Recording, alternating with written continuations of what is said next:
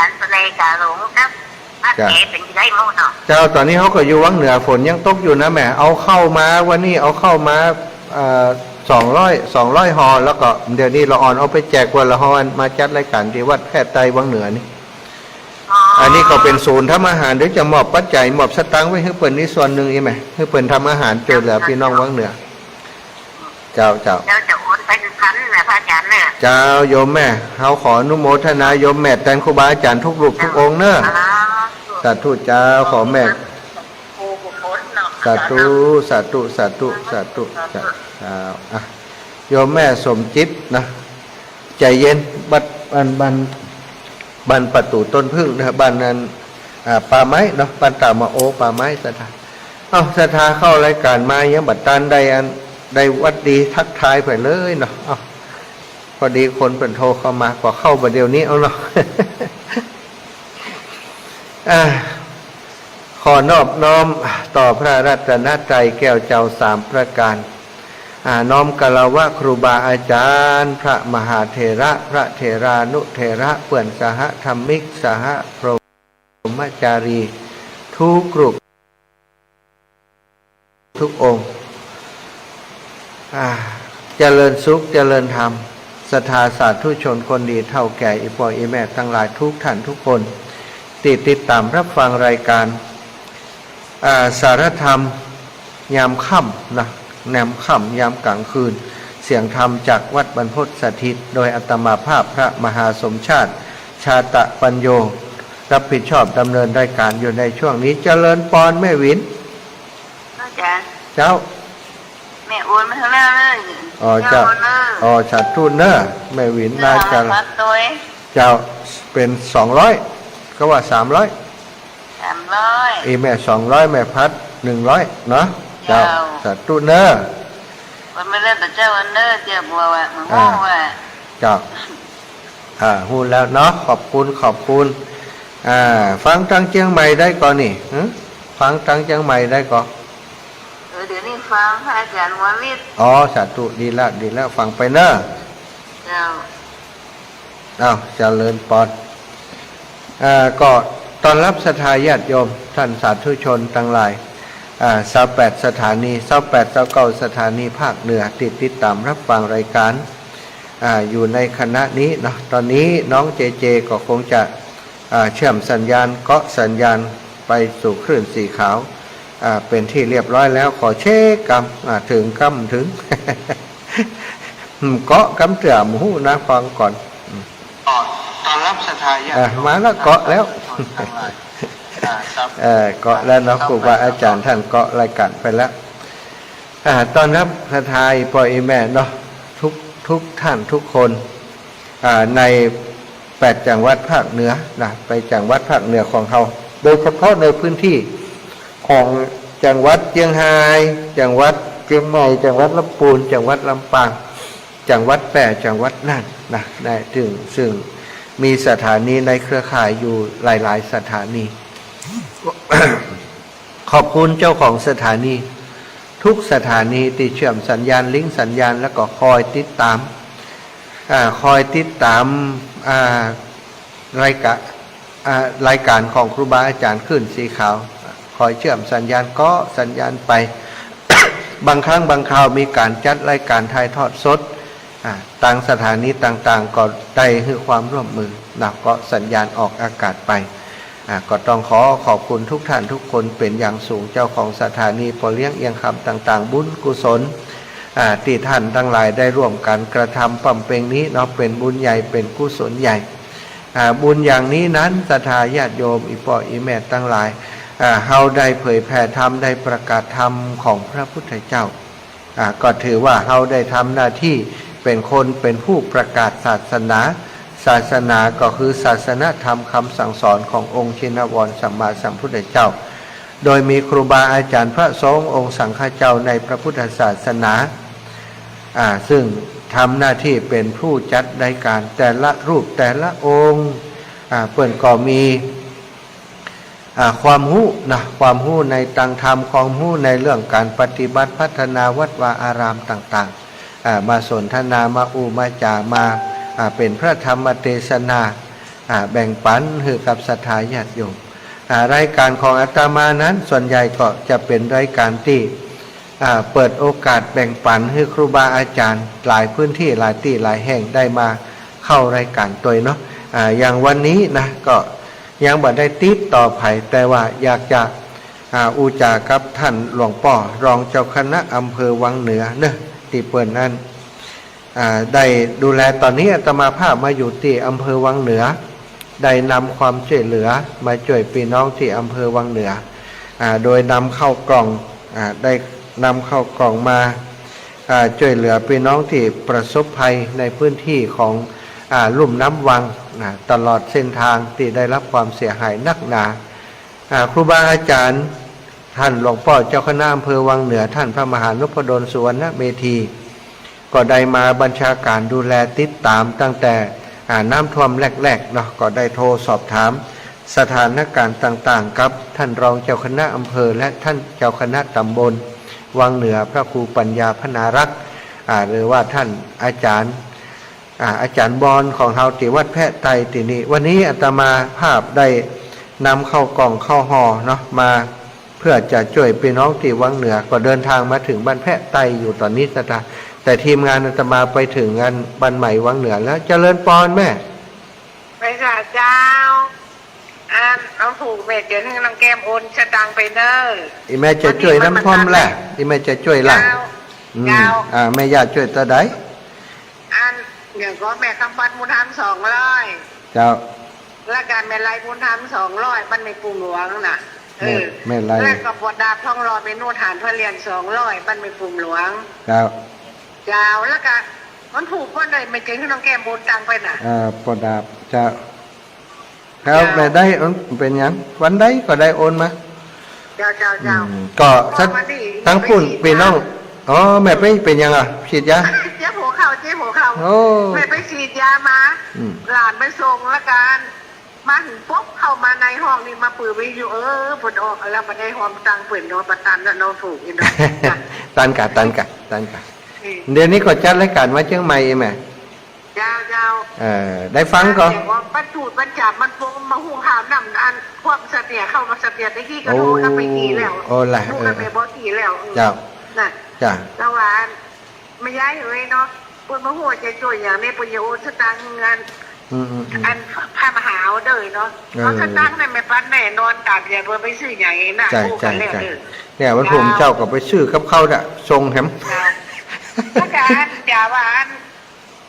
แม่โอนไปวันหลังว่าถูกมาเป็นอย่างกะมันเป็นอย่างเพราะว่าเขาก็สำร้องใจมันมีเส้นอยู่นี่แล้วมันมีเส้นอยู่นี่ก็เท่ากับว่าแม่ได้เป็นเจ้าภาพเวรลูกกว่านี้เลยเจ้าได้เลยเจ้าพระสาเจ้าได้เจ้าสาธุบางเถื่ออันศรัทธาที่เปิ่นอยู่อันนอกพื้นที่นะอันอย่างลำปางนี่ตอนนี้เปิ่นรับสัญญาณของท่านอาจารย์พระมหาบวรวิทย์แล้วเปิ่นก็บอกว่าอาจจะมาออกอากาศมาทางเชียงใหม่แต่บางคนก็ติดตามมาฟังของคลื่นคุณดารุณีตีออกตีลำปางเนาะเปิ่นก็ถ้าช่วงที่อาตมาวันอังคารถ้าอาตมาจัดมาที่คลื่นสีขาวเปิ่นก็เปิดไปหาเนาะตอนนี้เราก็ขอแจ้งบอกพี่น้องในพื้นที่ของจังหวัดลำปางที่ฟังรายการอยู่ถ้าเป็นพื้นที่รุ่ม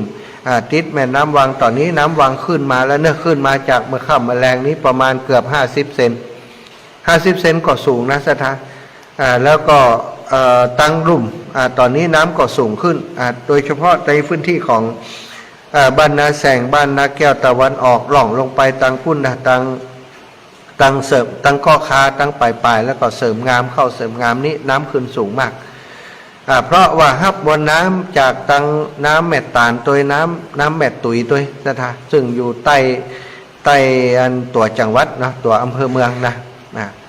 ก็ขอให้พี่น้องที่อยู่พื้นที่ใกล้น้ำพื้นที่ลุ่มต่ำทั้งหลายให้เตรียมตัวระมัดระวังแล้วก็ภัยที่บัดนี้เตรียมกระสอบทรายก็ควรจะเตรียมเนื้อถ้าในกรณีที่ว่าบ้านของเฮาถ้ากั้นกระสอบทรายมันอยู่ได้เนาะก็ควรจะเสริมกระสอบทรายก้อนอันมันก็จะไหลเข้าไปในบ้านในจองเนาะบ้านของญาติโยมแถวบ้านฟ่อนนี่ก็ต้องระมัดระวังเนาะอาตมาก็จะช่วยดูแลอยู่เจริญพรชิดว่าไงอยู่ไหนครับ อาจารย์อยู่ที่วังเหนือแล้วครับ วัดแพะใต้วังเหนือท่านตะวันไปที่วัดบ้านใหม่แล้วก็จะไปบ้านแกที่วังทรายครับวังทรายทอง เอ้ายังไม่ได้กลับเหรอครับ ยังไม่ได้กลับอาจารย์นู่นน่ะ21 นาฬิกากว่าจะได้22 นาฬิกา2 ทุ่ม3 ทุ่ม4 ทุ่มอ่ะกว่าจะได้กลับคงไม่ได้นอนแหละพรุ่งนี้เช้าก็จะไปอยู่เฝ้าวัดด้วยนะเพิ่งมาถึงวัดเนี่ยฝนตกหนักมากเลยก็เข้าไปที่กุฏิอาจารย์ดิเข้าไปที่กุฏิอาจารย์เลยเนอะเข้ามาแล้วครับไปอยู่ตรงนั้นแหละไปฝนตกหนักเลยจ้ะพักผ่อนตรงนั้นห้องกระจกถ้าชิดจะนอนก็นอนได้เนอะ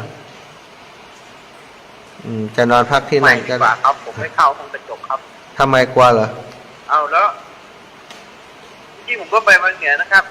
แต่ไม่เจอเลยไปกับท่านอาจารย์เหรอตอนเจ้าตะวันน่ะนี่ท่านตะวันก็ไปนู่นละเนาะแล้วท่านอาจารย์พระมหานพดลก็มากับชิดใช่ไหมกลับไปแล้วน่ะสวนกันระหว่างทางคงสวนกันระหว่างทางเอาสวนเหรอใช่จ้ะเมื่อกี้มีคนเปิดไปสงสัยเป็นเพิ่มแน่เลยใช่ล้อเล่นครับล้อเล่นใช่โอเคนะอาจารย์จัดรายการอยู่จัดไปเชียงใหม่ครับโอเคครับสาธุวันพรุ่งนี้นอนที่นั่นเลยพรุ่งนี้ไปแจกของด้วยกันตอนเช้าพรุ่งนี้เช้าใช่ครับเพราะว่าอาจารย์บอกให้ไปส่งเข้าโมงมั้ยดูแลอาจารย์ดีละสาธุนะครับสาธุครับจ้าพระอาจารย์ที่บ้านเจ้าอะไรนะกราบบตันเห็นนะบตันว่าจอดรถก่อนพระอาจารย์ขึ้นรถไปแล้วจะกราบอาจารย์กะเจนนี่คือใครเอ่ยสาธุภาษาอังกฤษน่ะป้ากันที่ไหนบ้านจำกะบ้านจำบ้านอย่างบ่ฮู้เนาะขอบคุณนะขอบคุณบ่เป็นอย่างลอกบ่ต้องกราบกันหรอกแค่หันหน้ากันสวัสดีกันก็ถือว่าดีแล้วโยมญาติโยมที่ลำปางเนาะตอนนี้ก็ขอให้ที่ใกล้เกยพื้นที่ของน้ำวังเตรียมตัวตั้งประกาศของเจ้าหน้าที่ป้องกันภัยเปิ้นก็แจ้งบอกว่าคืนนี้เขื่อนกิวลมและเขื่อนกิวข้อมาจำเป็นจะต้องปล่อยน้ำกว่าเพิ่มแต่เจ้าเปิ้นบอกว่าต่อวินาทีที่ต่อใดแต่มาจำมาได้เนาะแต่ว่าถือว่ามีการประมาณการว่าน้ำจะสูงขึ้นกว่าระดับปกติถ้าสูงสุดประมาณ1 เมตรนะสถานแต่ว่าถ้ามันบ่ถึงก็ดีถ้ามันสูงสุดก็ประมาณ1 เมตรก็เป็นสิ่งที่น่าวิตกกังวลตอนนี้เราเจอกันทั่วหน้าเนอะสถานบอกว่าจะเป็นที่เวียงป่าเป้าแล้วก็ที่เชียงใหม่นะตอนนี้เวียงป่าเป้าของเราเจอนักที่เวียงป่าเป้านี้ครูบาอาจารย์คลื่นสีขาวจะลงพื้นที่ในวันที่28นะอีปออีแม่ท่านพระครูอภิวัฒนวิกรมและทีมงานจากตังเชียงใหม่จะปากันลงพื้นที่นำถุงยังชีพนะมามอบให้กับอีปออีแม่อาจจะจ้าไปสักหน่อยแต่ก็เขาจะพยายามรวบรวมสิ่งของต่างๆเอามาช่วยเหลือพี่น้องที่ประสบภัยพิบัติน้ำท่วมที่เวียงป่าเป้าเขาก็บ่นึกเนาะศรัทธาญาติโยมตั้งหลายเวียงป่าเป้าเนี่ยตะลอนไปช่วยเปิ้นหลวงปู่ครูบาอาจารย์หลวงพ่อเจ้าคณะอำเภอได้ลงพื้นที่ไปช่วยพี่น้องที่เจียงไฮ้ไปหันเปิ้นแล้วก็อินดูเปิ้นเอาสุดท้ายมากลายเป็นว่าบัดเดี๋ยวนี้ตัวเก่านี่บัดนี้จะนักกว่าเปิ้นด้วยซ้ำไปนะตังเวียงป่าเป้าหลวงปู่ดอยนี้ปลอดภัยอยู่บนดอยแต่ว่าตั้งหลุมนี้บ่ปลอดภัยสักวัดเลยนะวัดของหลวงป่อวัดห่างต่ำนี่ก็รู้สึกว่าจะมีปัญหาอยู่วัดห่างต่ำก็ดีวัดศรีสุพรรณวัดพวกนี้ก็ต้องอยู่ในช่วงที่ต้องระมัดระวังกันตำบลเวียงเนาะตำบลเวียงกันหลงตำบลแม่เจดีนี่เข้าน้ำเข้าถึงมดสถานญาติโยมก็เลยว่าทางครูบาอาจารย์ก่อนนัดหมายกันว่าวันที่28จะลงพื้นที่ก็จะประสานงานครับหลวงพ่อเจ้าคณะอำเภอเวียงป่าเป้าหลวงพ่อพระครูนิวิตศิรสังวรครับหลวงปู่พระครูปฏิภาณธรรมทิน ว่าเขาจะลงพื้นที่จุดใดที่สำคัญที่เปิ้นต้องการความช่วยเหลือต้องการถุงยังชีพในเบื้องต้นนี้เนาะครูบาอาจารย์ก็กำหนดการถุงยังชีพประมาณ100 ชุดก่อนแล้วใครจะเพิ่มเติมมาก็ดูว่าถ้ามีศรัทธาญาติโยมเปิ้นได้มีอยากมีส่วนร่วมได้หายได้หอมมาอีเนาะจะมาร่วมกับครูบาอาจารย์ขึ้นสีขาวนำไปช่วยเหลือพี่น้องเวียงป่าเป้าเพิ่มเติมแหมก็จะระดมกันทำถุงยังชีพเพิ่มเติมตามความจำเป็นที่ศรัทธาเปิ้นต้องการในพื้นที่ในเบื้องต้นนี้นะก็ทำกันอยู่ที่100 ชุดนะ100 ชุดก็ประมาณการกันว่าประมาณสัก10,000 บาทเนาะแต่เจ้านี่ครูบาอาจารย์ที่เปิ้นมีปัจจัยส่วนที่ศรัทธาญาติโยมหอมมาพ่องแล้วเนี่ยประมาณ 6,000แต่ว่าถ้าใจถุงยังชีพประมาณ100 ชุดนี่ก็จะใจอยู่ประมาณ 10,000อาตมาก็เลยว่าเอาเป็นว่าพี่น้องลำปางโดยอาตมาภาพเป็นสะพานบุญนี้หอมครูบาอาจารย์ไปเลยแต่เจ้านี่ 4,000 บาทพี่น้องตั้งลำปางเนอะช่วยกันที่อาตมาพี่นะ พี่น้องตั้งเจียงใหม่ที่ท่านพระครูอภิวัตรท่านครูกัลยาณประโมทท่านอาจารย์วรรณชัยท่านอาจารย์พระครูสถิตสารคุณหลวงพ่อพระครูสังวรศิลาภิลักษ์นะครูบาอาจารย์วัดท่านพระครูสถิตสารคุณท่านพระครูวรธรรมนาถนะตั้งเจียงใหม่ก็ฝากผ่านตั้งสายครูบาอาจารย์ท่านอาจารย์จิรเดชนะตุลุงเชื้อนี่ท่านอาจารย์วันใหม่ตุลุงยองเนาะใกล้ที่ไหนไปที่หันสตาหอมกันคน10 คน20ก็ได้หอมมาเพื่อจะช่วยพี่น้องตังเวียงป่าเป้าตอนนี้เปิดโครงการของเวียงป่าเป้าความช่วยเหลือไปสู่พี่น้องเวียงป่าเป้าทราบว่าตังโยมแม่จงดีเนาะสายงานของโยมแม่จงดีนี้ได้ช่วยผ่านกับหลวงปู่ท่านพระครูปฏิพันธ์ธรรมทินมาแล้วส่วนหนึ่งก่อหันเปิ้นกำลังรวบรวมส่วนของโยมแม่จงดีที่ช่วยพี่น้องลำปางมานี้ทั้งหมดตี5,000 บาทนะส่งมาให้กับอาตมาแล้วก็ที่วังเหนือนะที่วังเหนือตอนนี้นะศรัทธาญาติโยมที่วังเหนือตอนนี้นี่ท่านอาจารย์ท่านพระมหานุพดลสุวรรณเมธีเจ้าคณะอำเภอวังเหนือหลวงพ่อและท่านรองเจ้าคณะอำเภอเจ้าคณะตำบลต่างๆได้ร่วมโดยช่วยกันดูแลพี่น้องประชาชนผู้ประสบภัยได้ทำกับข้าวกับป่าไปส่งให้ในพื้นที่ที่เปิ่นประสบภัยที่เปิ่นมีอยู่ในบัญชีเนาะที่เปิ่นขอความอนุเคราะห์ขอความช่วยเหลือเป็นข้าวน้ำโภชนาอาหารมาเปิ่นใจสถานที่หลายวัดเป็นศูนย์บัญชาการที่อำเภอที่ตัวตำบลวังเหนือนะท่านอาจารย์พระครูปัญญาพนารัตน์นะได้ตั้งศูนย์บัญชาการอยู่ที่นี่ในการประกอบอาหารต่างๆไปช่วยเหลือผู้ประสบภัยหลวงพ่อถวายความเคารพครับหลวงพ่อบุญมีครับขอหลวงพ่อข้าวเดี๋ยวตั้งเธอวังเหนือครับโอ้วังเหนือก็เวียงป่าเป้าเนาะครับพ่อหลวงพ่อบุญมีหลวงพ่อบุญมีจ้ะบุญมีชมพูน่านเนาะฉายาอย่างนี้ป่อเป็นกาโมสุขะกาโมผู้มีปรารถนาความสุข 1,000 บาทนะ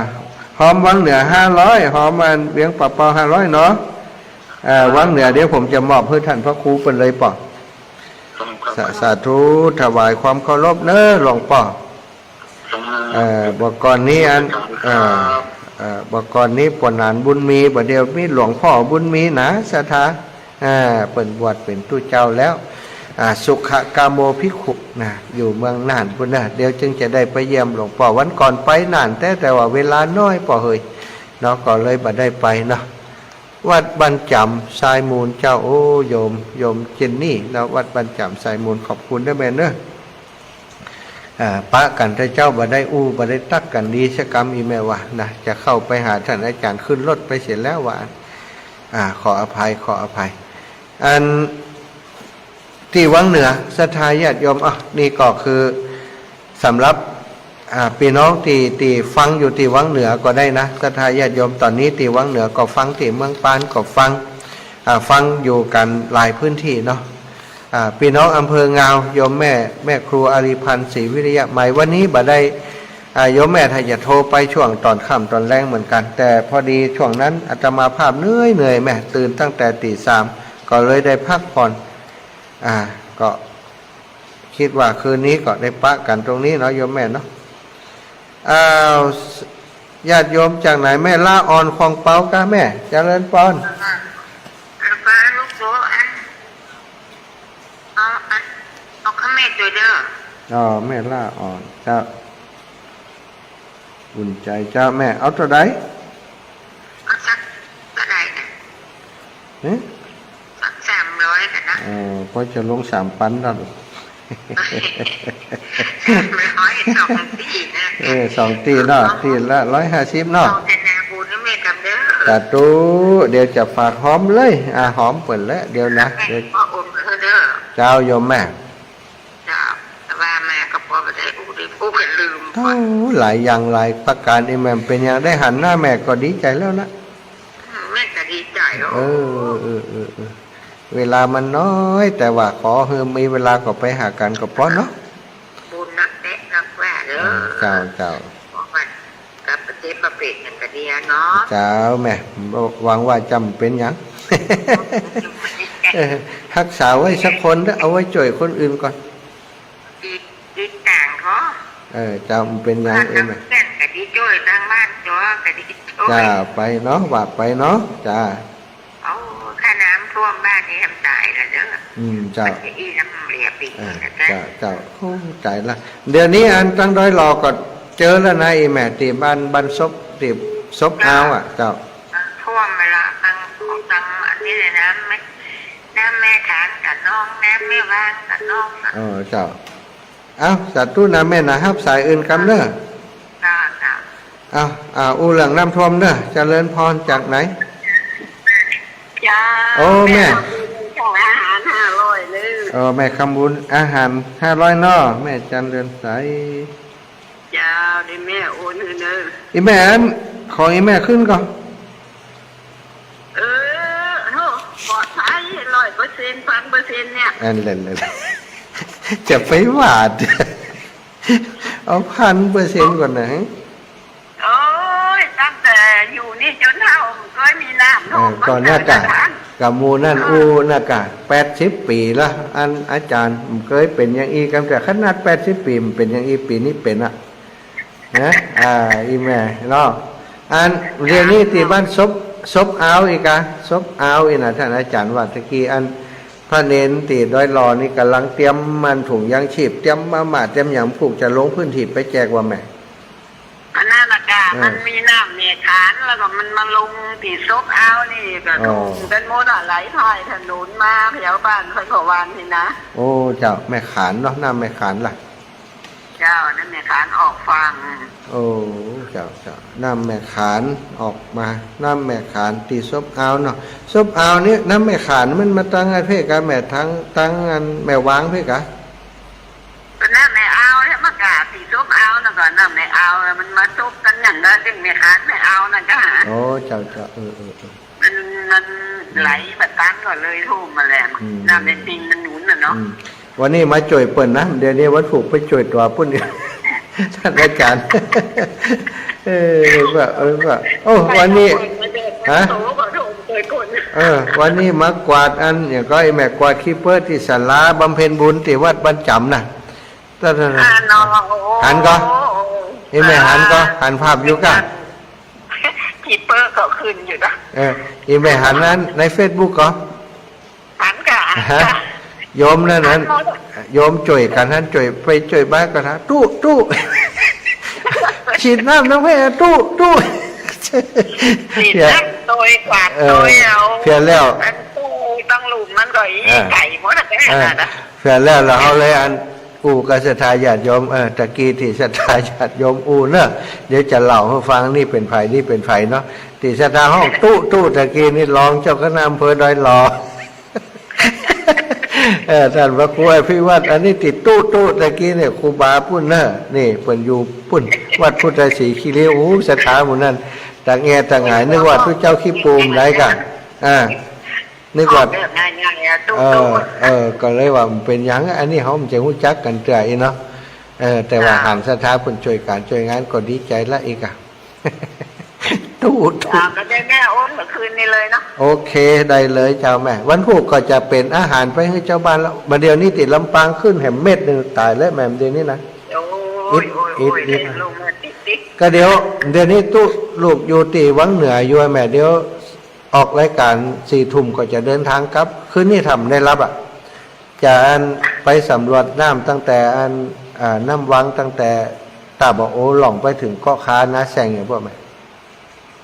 สรุปแล้วมันออกกูแม่เลยนะ โอ้ยแม่ปีนี้มันจังบอกจะได้แล้วก็จะเข้ามาแหมลูกนี่ก็คือปัญหานักนะแหมลูกนี่ปัญหานักปีนี้ปีหนึ่งโอ้ยอดเอาผ่านพ้นไปพระสยามเทวาธิราชปกปักรักษา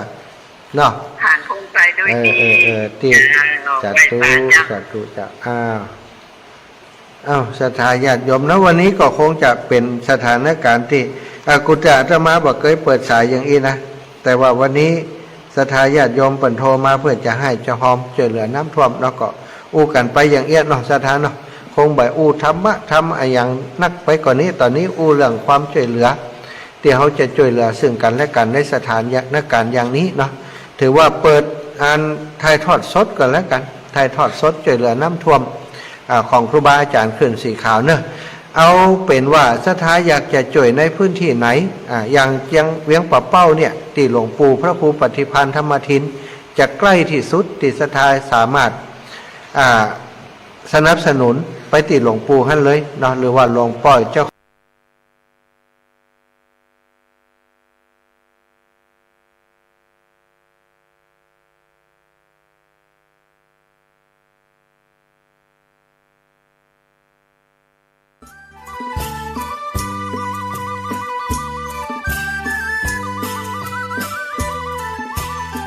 ติดสถาสามารถสนับสนุนไปติดหลวงปู่ท่านเลยเนาะหรือว่าหลวงป่อยเจ้า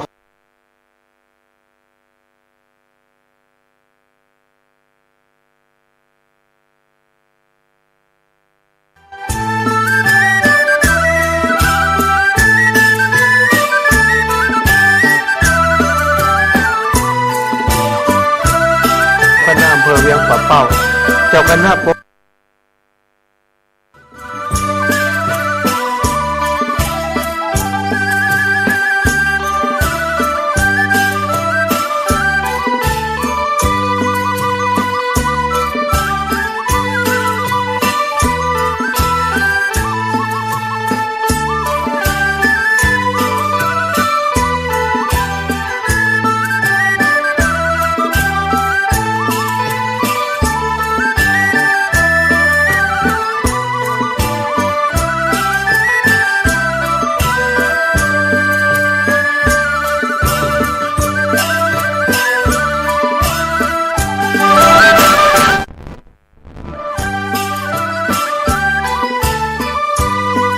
จะรุดไปก่อนเนาะถ้ารุดไปที่ไหนเลยทางครูบาอาจารย์ช่วยเกาะเฮือจิมกันแล้วกันหลวงพ่อเจ้าคณะอำเภอฝางท่านพระครูสุจิตานุรักษ์ถวายความช่วยเหลือมาที่ลำปาง 3,000 บาทแล้วก็อีก 3,000 บาทที่มีอยู่นั้นจะเอาไปช่วยตีเวียงป่าเป้าเนาะถวายความเคารพหลวงพ่อเป็นอย่างสูงครับเจริญพรข้าเจ้าข้างในจะต้องให้ในลูกเจ้าแม่ซิมมุนีแก้ว100จ้าแม่จ้าanh nghe tiếng nhà đời tiếng nhà tôi đi lại rồi cái ơi anh non làm vậy rồi anh nó hành không mà đưa khuyên ra khuyên là nó luôn đó chào coi tiền có phải đưa lúc lạnh rồi nó chào ông phải qua nay thì nữa là nó dùng chút nó nhận cướp xong rồi nó nằm luôn như thế chàoสัตว์เจ้าแม่chàoแกนี่นะเจ้าเรียบร้อยแม่ซิมมุนีแก้วศรัทธาก็สำหรับพี่น้องจังเมืองฝางเนาะเปิ่นก็ได้ให้หอมผ่านโยมแม่จงดีส่วนหนึ่งแล้วก็ตะกี้หลวงพ่อใหญ่ท่านพระครูสุจิตานุรักษ์ได้แจ้งมาว่าที่สถานีของหลวงพ่อจะหอมตั้งลำปาง3 ปันแล้วก็จะหอมไปที่อัน ครูบาอาจารย์ขึ้นสีขาวที่จะลงพื้นที่เวียงปะเปาวันที่28แห่ง3 ปันขอถวายความเคารพในเมตตาของหลวงพ่อเป็นอย่างสูงครับในนามของพี่น้องลำปางโดยในนามของครอบครัวขึ้นสีขาวของเฮาเนาะได้มีหลวงพ่อเป็นลักยึดเป็นตีเปิงของพี่น้องหมู่เฮามาโดยตลอดวันก่อนก็ลงพื้นที่ไปแม่อายด้วยกันหลวงพ่อเมตตาได้ปาทีมงานของหมู่เฮาไปแจกของตีแม่อายไปกับหลวงพ่อเจ้าคณะอำเภอแม่อายด้วยเนาะหลวงพ่อศรัทธาก็บ่ได้อยู่ได้ยั่งเนาะช่วยเหลือลูกศิษย์ลูกหาช่วยเหลือครูบาอาจารย์มาโดยตลอดนะตั้งช่วยเหลือน้ำท่วมมาลำปางของเฮาโยมแม่จงดีเชื้อกันทาพร้อมกับคณะของโยมแม่เนาะที่ช่วยมาแล้วนั้น 5,000 บาทตะกี้หลวงพ่อเปิ้นได้มีสมณะเมตตาแจ้งมาว่าร่วมแห่ม3 ปันก็3 ปันนี้ก็เดี๋ยวอาตมาจะมอบเนาะคือกับท่านอาจารย์พระครูปัญญาพนาลักษณ์เนาะตีเปิ้นตั้งศูนย์เพื่อจะทำอาหารส่งไปให้พี่น้องทางวังเหนือที่นี่โดยแล้วก็จะนำไปเป็นกะอาหารที่จะลงพื้นที่ในวันพรุ่งนี้ในพื้นที่ที่จะถูกน้ำท่วมต้องว่าจะถูกน้ำท่วมเพิ่มเติมแล้วก็ที่พื้นที่ที่ถูกน้ำท่วมอยู่แล้วจะได้นำเข้ากล่องนำอาหารไปส่งเปิ้นตอนเจ้าเนาะพรุ่งนี้ก็จะหีบบิณฑบาตหน่อย บิณฑบาตก็เสร็จประมาณ7 โมง 8 โมงก็จะออกเดินทางไปในพื้นที่ที่คืนนี้จะไปสำรวจก่อนว่าพรุ่งนี้จะไปพื้นที่ที่ไหนเนาะขอบคุณกับศรัทธาญาติโยมทุกท่านทุกคนเนาะอิดอะละนะจัดรายการวันนี้เนาะขอพักผ่อนอันเสียงสักคำบ่เนาะศรัทธาอูยาวอูนักตอนนี้แจ้งมาว่าที่เสริมงามฝนตกยังบ่หยุดเลยที่เสริมงามนี่ฝนตกยังบ่หยุดแต่เนอะปอลุ่งชัยวงศ์ที่อำเภอแม่ริมเชียงใหม่นะก็มีบ้านสุดลงไปแม่ริมเชียงใหม่นะอันนี้ก็เนาะบ้านสุดลงถึงหลังแล้วก็มีคุณโยมหลายๆท่านหลายๆคนโอนปัจจัยผ่านมาโยมน้องสมจิตอินทรวิจิตจากบ้านฟ้อนบ้านฟ้อนนี้กำลังเตรียมกะในแต่เจ้าละกะนี่เอาภาพแต่เจ้ามาส่งให้วันพรุ่งนี้ตุปีจะไปลงท่านอาจารย์จะไปลงพื้นที่อยู่เนอะน้องสมจิตโยมแม่จันเรือนใสได้โอนมาแล้วนะ500 บาทเอาให้ตุลูกว่าจะไปช่วยที่ไหนก็เอาท่านตามสะดวกนะสาธุขอบคุณโยมแม่เนอะขอบคุณโยมแม่เป็นอย่างสูงเอาศรัทธาช่วงนี้พังโทษเนอะอาตมาขออนุญาตโยมแม่น้อยโทรมาเมื่อไหร่9 นาฬิกา9 โมงเจ้าแล้วมันต้าแล้วเนอะแม่ทองดวงพยศตอนนี้อาตมาภาพขออนุญาตพักสักกรรมช่วงพักนี้ศรัทธาญาติโยมจะไปฟังโทรมาเถอะเนาะใจเย็นๆกำนะพักนี้ก่อมพักมันได้จะให้ได้ฟังเรื่องราวของน้ำท่วมที่ลำปางซึ่งท่านอาจารย์เสน่ห์กาลงเปิ้นประพันธ์เป็นบทจ้อยเนาะบทอันนี้ของบทซอมาฮื้อเนื้อหาสาระดีก็จะฮื้อศรัทธาได้ฟังโดยสักน้อยมีไหนแล้วอยู่แหมตี้อยู่แหมตี้ไปซ่อแหมตี้จะไปปะยังท่านอาจารย์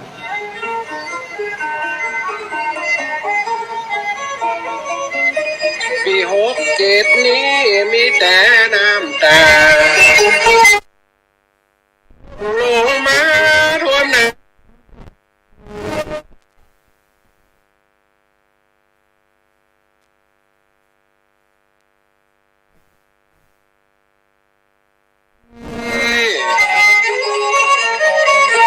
จะให้แปรน้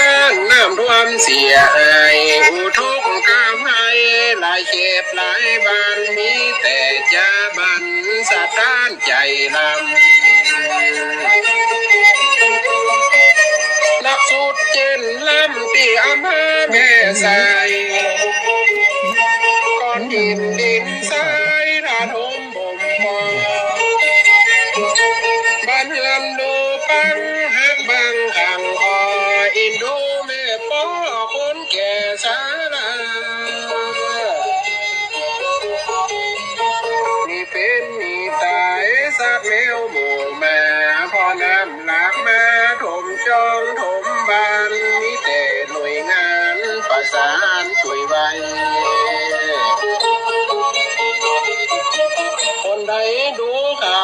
ดร้าวหัวใจ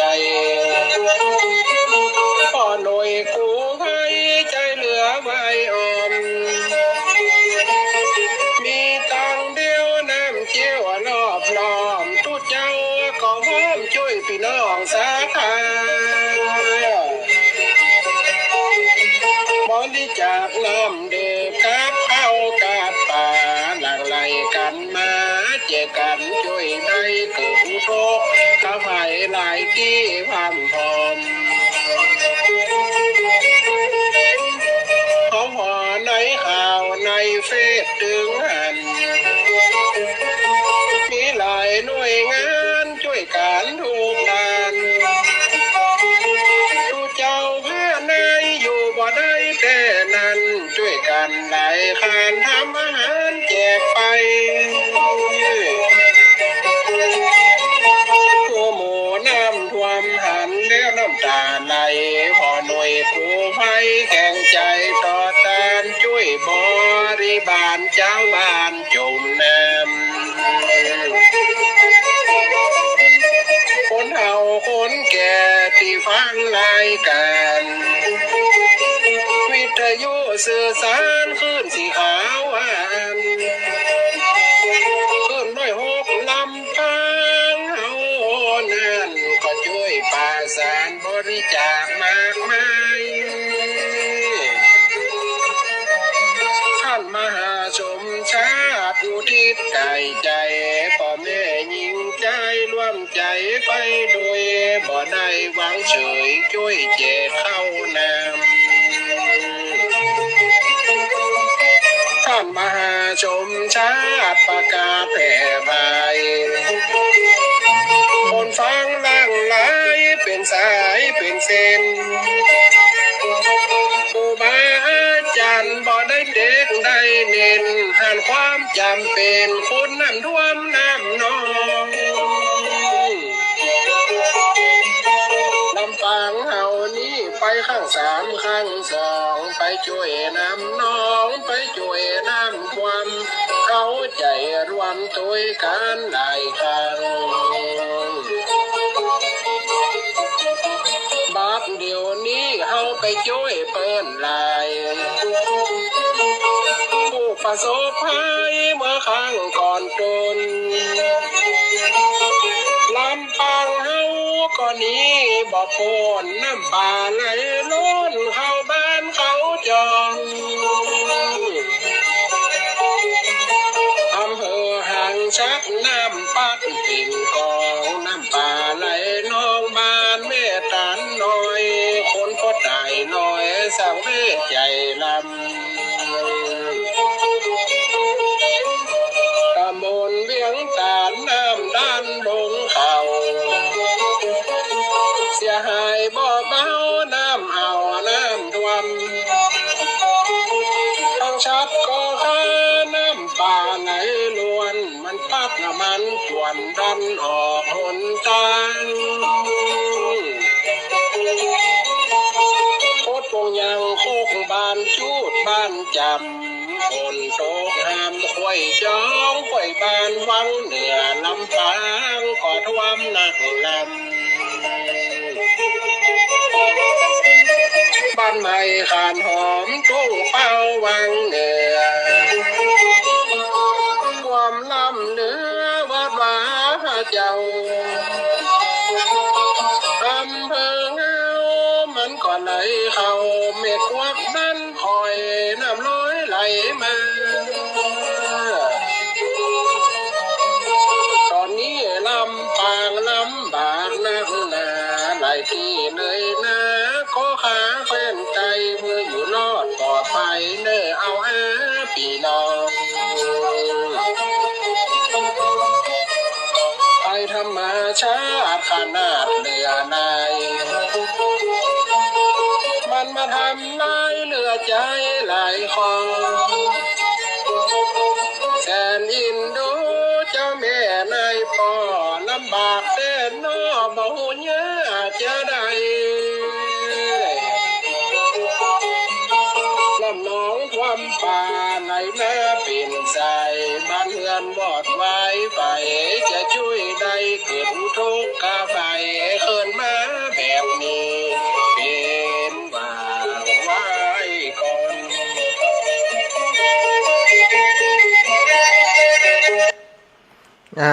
ศรัทธาญาติโยมโอ้เพลงม่วนกะน้ำท่วมลำปางเพลงม่วนแต่ว่าคนลำปางบ่ม่วนเด้อน้ำท่วมมันโอ้ศรัทธามันลำบากหลายอย่างหลายประการบางคนบัดได้รับได้นอนเลยสิบ้านจุดบ้านจำบ้านน้ำมันเข้าบ้านท่วมบ้านศรัทธาลงเข้าห้องน้ำก็ลำบากเตียวไปซื้อข้าวซื้อของก็ลำบากตีนเปียสุมาเตวันค่ำเสียผ้าเปียวันค่ำสูบน้ำออกวิทน้ำออกฮะขี้เปอะกวาดขี้เปอะเหนื่อยเนาะวันผูกนี้ก็คงจะนักวันผูกวันฮือนี่นะพี่น้องตีถูกน้ำท่วมเนี่ยต้องเพียวพัดปัดกวาดบานจ่องจะยังได้บ่ฮู้ถ้าฝนตกซ้ำแหมตอนนี้ที่เสริมงามญาติโยมแจ้งมาว่าฝนยังตกอยู่ท่านอาจารย์ตกตึงบยุทธ์นี่นะก็กว่าทางเสริมงามจะเจอแหมเนาะตอนนี้ที่ก็คาไปก็เจอแล้วเสริมงามแม่พริกเถินแม่พริกอย่างก็น่าเป็นห่วงอยู่เนาะสายใต้ลงไปถ้าฝนตกในช่วงนี้แล้วก็น้ำวังมันขึ้นสูงมันมีติดระบายก็อย่างที่บอกสถานมันก็จะท่วมแหมเนาะในพื้นที่ก็ต้องเป็นกำลังใจให้คนในพื้นที่ทุกท่านทุกคนเนอะศรัทธาญาติโยมอีป่ออีแม่ทั้งหลายพี่น้องต่างเมืองน่านฟังรายการอยู่ก็ต่างเมืองน่านต่างลำปางทุกที่เนอะต่างเวียงป่าเป้าไผ่จะโทรมามาจาสนทนากันแจ้งผลการรับฟังแจ้งเรื่องน้ำท่วมพี่น้องต่างเมืองฝางด้วยเนอะโยมแม่จงดีเชื้อกันทาถ้าโยมแม่มีชื่ออยู่ในมือโทรมาประกาศให้พี่น้องต่างเมืองฝางได้รับทราบว่าที่แม่เป็นสะพานบุญนั้นใดอย่างใดต่อใดแล้วเนาะเจริญปอนได้เลยโทรเข้ามาหากันได้เลย0808844173เนาะ0808844173โทรมากันได้อีป่อรับหรือยังป่อนานประเสริฐนาน้อย พี่น้องแมงน่านฝากความระลึกถึงไปยังโยมแม่และขอบคุณที่เป็นกำลังใจให้ทุกลูกตลอดเนอะโทรมาสอบถามโทรมาเป็นห่วงเป็นใยเรื่องการทำงานอยากให้ลูกพักผ่อนพ่องไปตลอดให้เจนนะโยมแม่ครูอารีพันธ์ศรีวิริยะใหม่แม่ครูพวงเพชรจากเมืองพานตัวเนอะเจริญปอนพี่น้องบ้านห้องละปูนพี่น้องบ้านห้องละปูนกับเขาโทรเหมือนกันเนอะใช่เนอะถึงอู้ถึงกันแต่เจ้าให้ลูกสาวโอนไปท่านพระมหาเจ้านะ200นะเจ้าโอ้สาธุได้เป็นเข้าไปฮื้อศรัทธาเพิ่นกินแล้วเนอะแม่โอ้ดูไลฟ์โซดโทติวน้ำฮะคนวอนข้ามแจ้น้ำวอนข้ามยังมาได้พักได้ผ่อนแต่ท่านพระมหาเจ้านี่ทำได้รับนี่แม่จะไปตรวจสอบน้ำที่กำลังขึ้นอยู่นี่อยู่วังเหนืออยู่เอ็นดูเพื่อนกับเอ็นดูท่านพระมหากับเอ็นดูเจ้าอีแม่เนาะโอ้ช่วยก่อนแจ้โอ้ยแม่กับน้ำตาปองโอ้ยเป็นแน่เอ็นดูสงสารเจ้ามันมาตกเตื้อบ้านถอยมาโอ้เนาะเจ้าใจเอ็มแม่เนาะมีโอ้เป็นกำลังใจทุกคนทุกท่านก็ปล่อยเลยเด้อเจ้าเด้อสาธุอีแม่รถก่อนรับแม่ขึ้นรถก่อนรับเนาะเจ้าใส่รับในรถเนาะติวนะคนละตัวพระตัวเจ้าตัวเนนน่ะโอ้ยแม่ตุกเกี้ยวพ่อแม่ตุกเกี้ยวว่าโอ้โห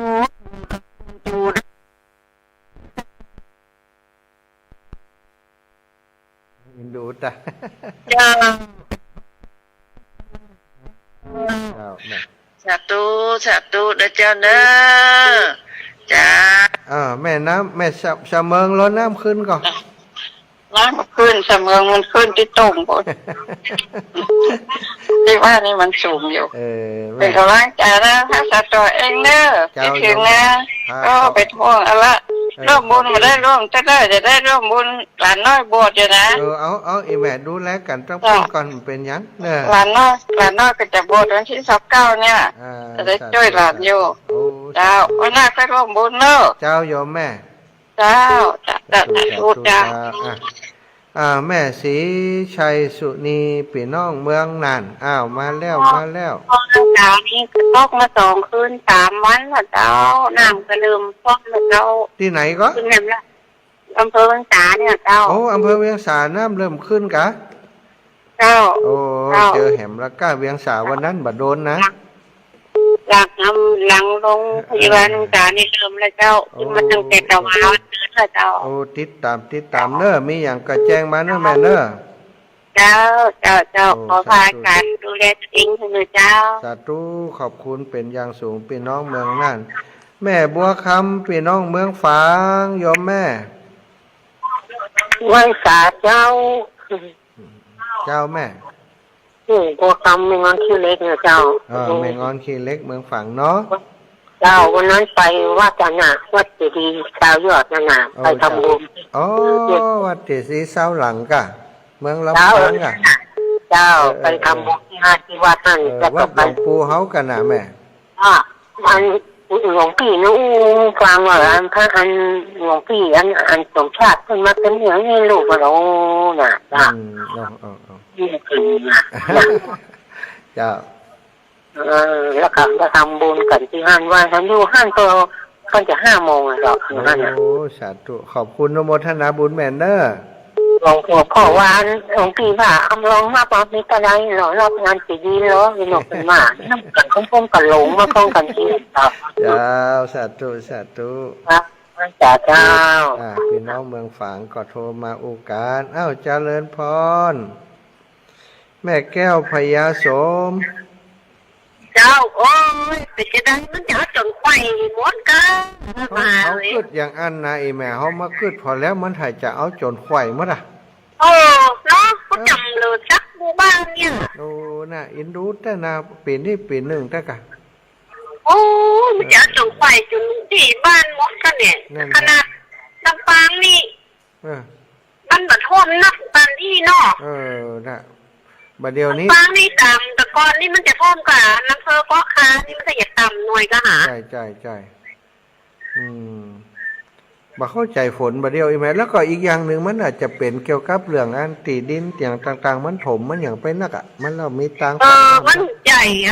ตีตังดอยก็เอาไม่เอาอย่างออกเอารถไปกิดไปไถนะมันดินมันแบบอย่างมหาน้ำเนาะโอ้เจ้าแม่ขอบคุณเนอะแม่ย่าเดี๋ยวจะขอฮับสายจากพี่น้องฝากแม่ก็พอคิดแม่ก็แม่พอคิดก่อนให้ดูแต่เนาะเจ้าสาธุกันแล้วหันแม่ก็กันแล้วหันลงมาได้2 คืน 3 คืนวันเนี้ยเดี๋ยวจะฮับสายพี่น้องเมืองฝางกันเนอะเจ้า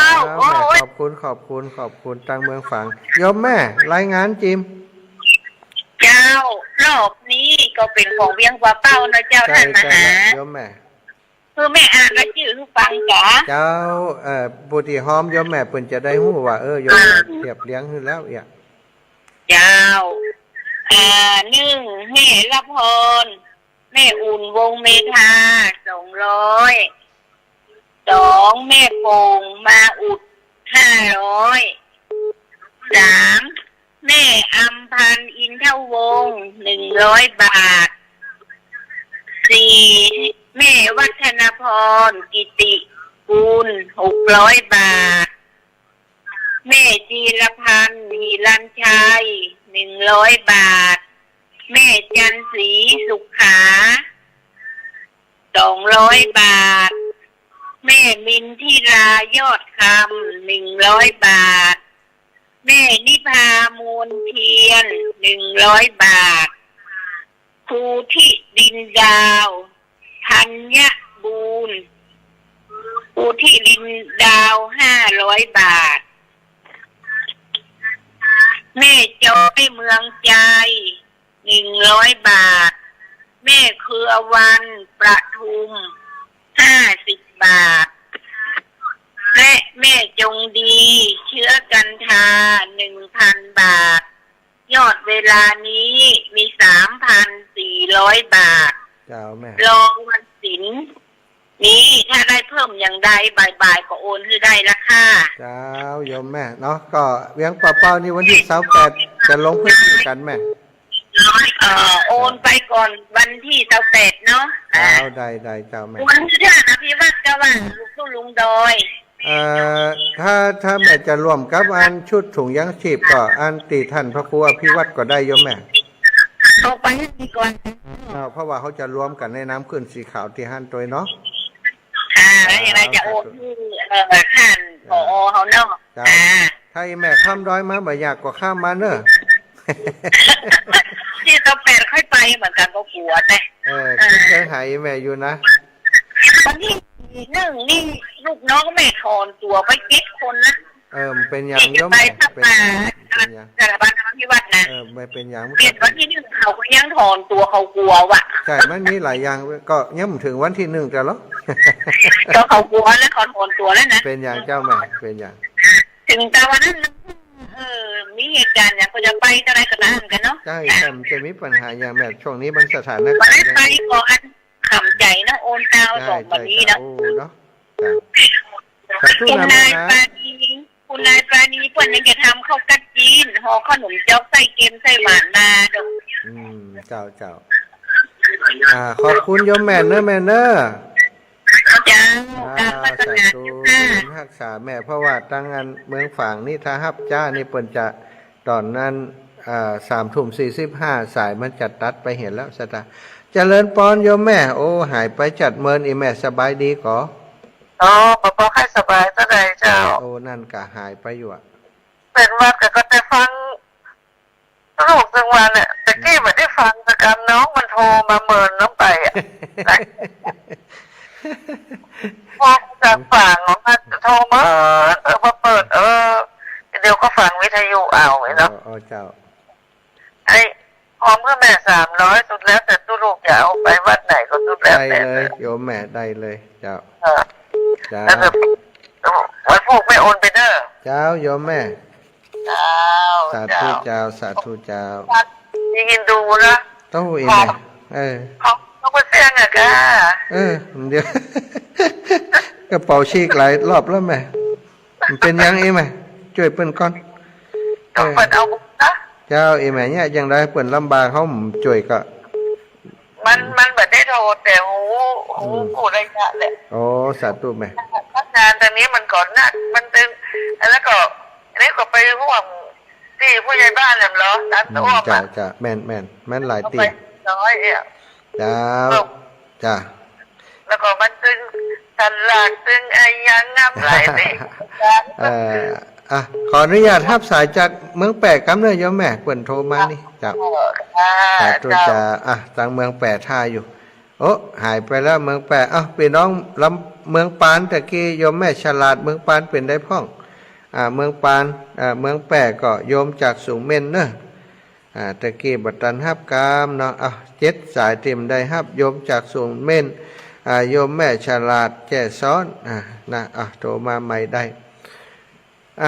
วันนี้นะศรัทธาญาติโยมก็คงจะรวมจิตรวมใจส่งกำลังใจกันเนาะไปช่วยเหลือผู้ประสบภัยน้ำท่วมในสถานที่ต่างๆในจังหวัดต่างๆเวียงป่าเป้าเนาะก็สถานการณ์นักหนาอาตมาเชื่อว่าอีปอยแม่คงจะหู้ข่าวแล้วนะตีเวียงป่าเป้านักแล้วก็ตีวังเหนือก่อนนักนะวังเหนือก็เขตลำปางก่อนนักอยู่ตอนนี้อาตมาอยู่วังเหนือเจริญปอนแม่เจ้ามาใหม่ได้นมัสการเจ้าว่าเดี๋ยวนี้มันแผ่เข้าเป็นบางจุดแล้วนั่นแหมแล้วกาเมืองแปะแหมแล้วรอบ2แล้วเจ้าอำเภอตรงนี้ยังอยู่วันว่าน้ำพะเยาจะมาถึงเที่ยงคืนดูอำเภอเด่นใจไม่กวกหมู่3หมู่อย่างหัวเข้าละอำเภอเด่นใจนั่นมาเป็นน้ำตาเจ้าแม่เจ้าฝนมันมายุดตกเนี่ยอย่างนี้ฝนนี่เนาะน่ตกกระจายเลยนะอันนี้ติขวานถ้าอาจารย์พูดว่าไอ้ยังก็หิมะภูเขาหิมะในควาโลกเนี่ยมันระบะมันเนี่ยก็มันละลายกันเป็นน้ำหนักเป็นขนาดนี้นะนะเจ้าเนี่ยอย่างพวกเนาะหลายอย่างเจ้าขอขอบคุณฐานี้ไอ้อย่างน่ะ คุณดารุณีเนาะ เจ้าตีเมืองแปะเนาะสูงเม่นเนาะเจ้า เจ้าคนรักลูกทุ่งเลยเนาะ ใช่ จะฟัง ใช่ เจ้า โอ้สาธุสา ชั ธุ ดเจนเจ้าฟังทุกวันน่ะสั่ง2 ทุ่ม3 ทุ่ม4 ทุ่มอย่างเนี้ย โอ้เจ้าดี ฟั ดี ง ดี วิท ดี ยุเจ้าแล้วบางวันก็ดูไล่สด อ่าได้หันตลอดก้า เจ้าหันตลอดเพราะไปไหนมาได้ เอาหันอาจารย์ทำงานต จะ ล ล อด งไปถ้าอาจารย์บ่ได้ลงไป ได้ ปล่อยเขาเนี่ยยังปล่อยเขาอยากแก้ยังก็ปล่อยเขา เอาละอาจารย์จะห้ามสายตั้งใจซ่อนกันเนอะ เจ้า สาธุเป็นน้องจะซ่อน ว่าจะท่านมาหาเจ้า เป็นได้จะซ่อน โอ้แม่สงสารเบิ่งเงาเนาะอยากจะได้แม่อยากให้ช่วยแท้เนาะ ครั้งเดียวแม่ว่าอยากช่วยถึงหันมากับเจ้า อันแม่ถ้าอยากหอมอย่างนี้ก็อันถ้าสมมุติอยากหอมแท้ๆก็เขียนใส่ซองไว้เลยเฮาไปก็เอาฮื้อเฮามันได้ก็ได้หรือว่าฝากไผฝากป้าหมอก็ได้น่ะถ้าใจมันอยากหอมอีน่ะมันถึงเฮาถึงได้ไปหาเพิ่นป้าหมอ ถ้ามาหาก็โทรหาแม่อยากกลับเด้อ เจ้าแม่จะหอมเจ้าใดก็บอกเด้อใครหอมหยังก็แจ้งมาแล้วก็ตัวก็จดไว้เหีย แม่จะห้อมก็จักตั้งกับแม่ไม่หอมแม่บ่สบายเนี่ย หอมเจ้าฮื้ออย่างน้ำท่วมนี่ แม่จะห้อมสัก300หรอก เอาโอเคได้เลยเขาจะเอาไปจ่วยกุฏินะ เจ้า โอเคเขาระบุว่าจ่วยไหนเดี๋ยวนี้วังเหนือเขาก็จ่วยเวียงป่าเป้าเขาก็จ่วยลำปางก็จ่วยอีกไหม เดี๋ยวจะไปจังไหนกะ เชียงใหม่นี่ เดี๋ยวพอก่อนพอลำปางอาการนักอยู่ลำปาง ไปลำปางอย่างก่อนไป ลำปางก่อนลำปางวันเดี๋ยวจะกลับไปพอน้ำวังอยู่นี่ขึ้นนักนี่ไหมน้ำวังขึ้นนักจะขึ้นแหมเป็นเม็ดปุ่นเดี๋ยวก็ท่วมอยู่แล้วนะขึ้นแหมเป็นเม็ดกับปันได้ น่ากับแม่หันเพิ่นแม่ก็สงสารเพิ่นก็นึกเดี๋ยวเขาจะให้ต่อเอ็นดูเพิ่นเหงา น่ากะคนขี้ให้นี่ให้แต่น่ะไม่อินดูเขา แค่นั้นแหละจะให้นะ อินดูแต่ สงสารเขา สาธุเนอะความเมตตาเป็นสิ่งที่ดีแบบคนเฮาอยู่ด้วยกันได้เพราะความเมตตานะเนาะ เจ้า เมตตาอารีเอื้ออาทรต่อกันเป็นสิ่งที่ดีเฮาเมตตาเปิ้นเฮาก็มีความสุขนะแม่เฮามีความสุขเฮาเป็นคนที่มีเมตตาสูงนะดีละสาธุขอบคุณแม่เนอะ เจ้าสาธุเจ้า สาธุจ้า ท่านมหาไปดีๆนะแม่เด้อ จ้า ไปทุกอย่างเด้อ สาธุโยมแม่ฉลาดจากแก่ซ้อนเนาะติอื่นติไกลวันนี้อาตมาถือว่าเป็นขออนุญาตเนาะขออนุญาตเป็นรายการแบบถ่ายทอดสดใครจะโทรเข้ามาโดยเฉพาะอู้กันเรื่องน้ำทอมเนี่ยนะจะมาให้มาหอมก็โทรมาได้เลยโทรมาจะได้ประกาศไว้ในตัวด้วยนะติโทรมาแล้วอาตมาจะประกาศเพิ่มละขอบคุณไปยังแม่มีชัยพิญโยภาสครับอันครอบครัวลูกหลานญาติพี่น้องต่างบ้านปังปอยโยมแม่มีเปิ่นหอมมา 1,000 บาทเนาะร่วมครับพี่น้องปังปอยตัวนั่นนะมีทุกการทุกงานแม่มีบ่เคยละอาตมาเนาะพี่น้องปังปอยนี่มีต่อได้เปิ่นก็ให้หอมมาช่วยตลอดช่วยน้ำท่วมมาครั้งนี้ 1,000 บาทของโยมแม่มีตัวของแม่อามแม่อามก็แม่ยังก็นะแม่อามกดคำหลายท่านหลายคนเนาะแต่จำแม่มีก็แม่อามได้ดี พี่น้องตั้งท่าก็แม่สวยก็แน่ใจว่าตอนนี้น้ำขึ้นเยอะก่อนแล้วก็ไหวกันก่อนเนาะแม่ท่าก็แม่สวยน้องสมพินบุญทาปอซูนแม่บัวลอยเขาเนาะแม่ยาพัดเทพประสานเนอะเป็นห่วงอยู่เนอะแม่ยานางคำอายเหรอสันสลีเวียงปะเป้าฟังอยู่ก่อนเวียงปะเป้านี้สันสลีถ้าฟังโอมาแล้วนะว่าทำกำเดียวก็มาเลยนี่แม่ย่าเป็นได้พ่องน้ำเข้าก่อนมาเข้าเจ้าเป็นห่วงก่อน ใครอู้ก็ใครอู้ใครโทก็ใครโทกลัวก็กลัวน่ะเนาะกลัวน้ำน้องแล้วก็อินดูเปิ่นสังเวชใจแม่อินดูแต่ทุกยอมย่านะเดี๋ยวนี้นะนั่นกันทุกอำเภอเลยยังใหม่ก่อนตั้งบ้านไม่คนนั่งข้ามติดโรงเรียนนี่มันได้จะว่านะดูแต่ว่ารถป้อมได้เดินน่ะโทรไปหาแม่อยู่แต่ว่าอีแม่มครับฮะโทรไปหาพ่อกะมีอยู่โทรไปแม่ก็นึกว่าเบอร์มันข้างนี่แม่ก็หันเบอร์เก่านะน่ากะว่าแม่เป็นได้ให้เนี่ยเป็นห่วงกว่าว่าลังจมน้ำหันก้าย แม่ก็กลัวน้ำน้องกลัวขี้เก่าขี้หลังแต่ก่อนแม่ดนเนี่ยนี่ก็น้ำนักนะก็เปิดจะช่วยกันแล้วก่อนนะโอ้เดี๋ยวเปิดช่วยกันทึ่ๆอะแม่ดีใจที่ว่าคนเฮาบ่แรงน้ำใจต่อกันนะไปช่วยเหลือเจือจุนกันเจ้าขอบคุณแม่เนอะจะรับสายเป็นน้องอันท่าก็ก่อนเนอะเจ้าบ่ฮู้โดนกำโดนแม่บัวลอยเขาแม่เป็นได้พ่องบ้านแม่น้ำขึ้นก่อไว้แต่เจ้าบ้านแม่บ่เป็นหยังเจ้าแต่บ้านคนอื่นมี24หลังคาเจ้าโอ้ติดเจอนะเจ้าติดน้ำอันแม่ลาวกะเจ้ามันติดน้ำแม่ลาวเจ้าติดก็มันน้ามันมาโวยล่ำไปเนาะหมูน่ะหมูขี้เก่านะหมูเคยท่วมนั่นเนาะก็สุกอันละอยู่เจ้าอันนี้คุณมาแจกครัวเขาก็ได้จัดนักแต่เจ้าตุลุงนั่นวัดนั่นนะโทรมาแม่แต่คืนนี่ระวังเนอคุณอยู่ใกล้น้ำแม่บอกคือเป็นเนอน้ำดูเรื่องกว่าเป้าเหมือนจัดนักเนี่ยเจ้าจ้าจ้าตุติดเป็นห่วงแม่ก็ได้บริจาคทั้งฝุ่นทั้งฝีแต่ว่าเจ้าแม่เอาที่ใกล้ตัวท่านก่อนเถอะเอาที่ใกล้ตัวท่านก่อนเนาะสาธุเจ้าตุอนุโมทนาตุเนอเหตุการณ์ยังมันบ้านเปิ่นบ้านตัวเฮาเอาใกล้เฮาก่อนแม่ย่าว่ายังได้แม่ล่าอ่อนควงเป้าที่วังเนี่ยที่บ้านน้องเจ้าขุนมันก็ใจแม่นใจน้องเจ้าขุนนะน้องเจ้าขุนที่บ้านเจ้าขุนก็บานักต่อใดแม่นอนไม่ก็เติงให้น้องเจ้าขุนกว่าเจ้าขุนปลอดภัยดีแม่ตะกี้ก่อนโทรหากันละต้องห่วงเนอะนะเจ้าขุนไปดูน้ำท่วมอยู่ไปดูที่เปิ่นโดนน้ำท่วมอยู่จะไปช่วยเปิ่นอยู่เจ้าขุนปลอดภัยดีจ้าสาธุแม่เจ้ากำลังใจนะลูกเด้อจะไปอบรมไปเจ้าแม่จะพักผ่อนไปเรื่อยๆอย่างเงี้ยแม่สุแก้วคำอ้วนสีโพธารามอย่างนึงโอ้ยท่านแม่อินดูอินดูเฮากับอินดูไผอินดูท่านนะโอ้จ้ะอินดูหน้าอินดูได้กะได้กะบริษัทนี้มีศาสตร์ยังได้รับได้รับแม่ยังคืนนี้นี่ถ้าจำได้รับนะเพราะว่าจะไปเดี๋ยวกลับออกจากนี่4 ทุ่มนี่ถ้ารับได้ก็จะนอนในรถไปลำปางจะต้องไปตรวจน้ำดูว่าน้ำมันขึ้นนักที่ไหนพ่องแล้ววันผูกนี่จะเอาความช่วยเหลือไปที่ไหนเชียงใหม่ก็ขึ้นเหมือนกันนะเชียงใหม่หลายจุดแม่หลายจุดตอนนี้ตั้งจอมตองจังอันแม่วางตั้งนี่ก็น้ำฝนตกตอนเนื่องดอยหลอดเลยแล้วเดี๋ยวนี้เพิ่นไปดูกับที่อันสะพานนวราชใช่เนี่ยเชียงใหม่นี่ก็น่าเป็นห่วงตั้งห่างดงตั้งอย่างก็นักเจ้า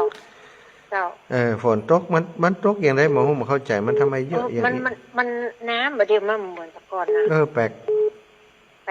เพราะมันเลาะทางหลังนะเจ้าประมาณได้เลยไหมประมาณได้ท่านห้ากันตัวดีๆนะเจ้าแม่ขอบคุณแม่ที่เป็นห่วงนะเจ้าเป็นห่วงหมดแต่ท่านนั้นอภิวัตสมัยท่านสอนน้อย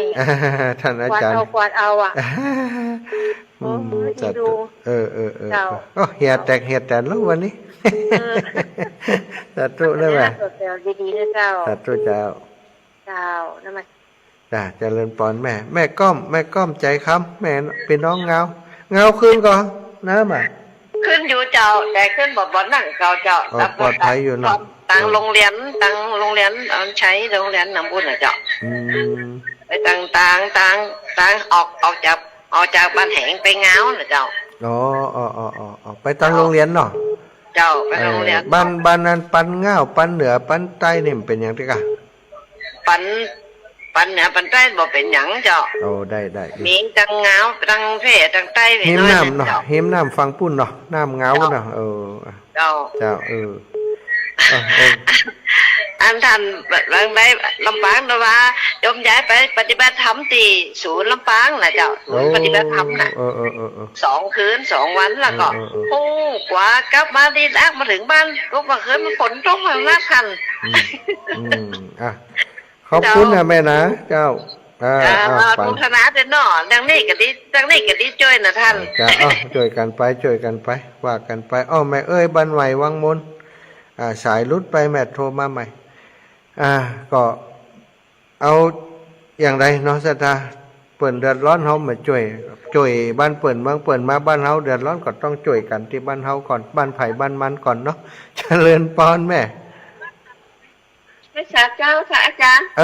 อันตุปีตะวันขึ้นไปพุ่นอ่ะเอาของไปอันช่วยเหลือที่อันวัดบ้านใหม่เอากับข้าวเอาอย่างไปแล้วก็อันเอาไม้กวาดไปที่บ้านวังเงินเพิ่นกะเจ้าเดี๋ยวกันอัน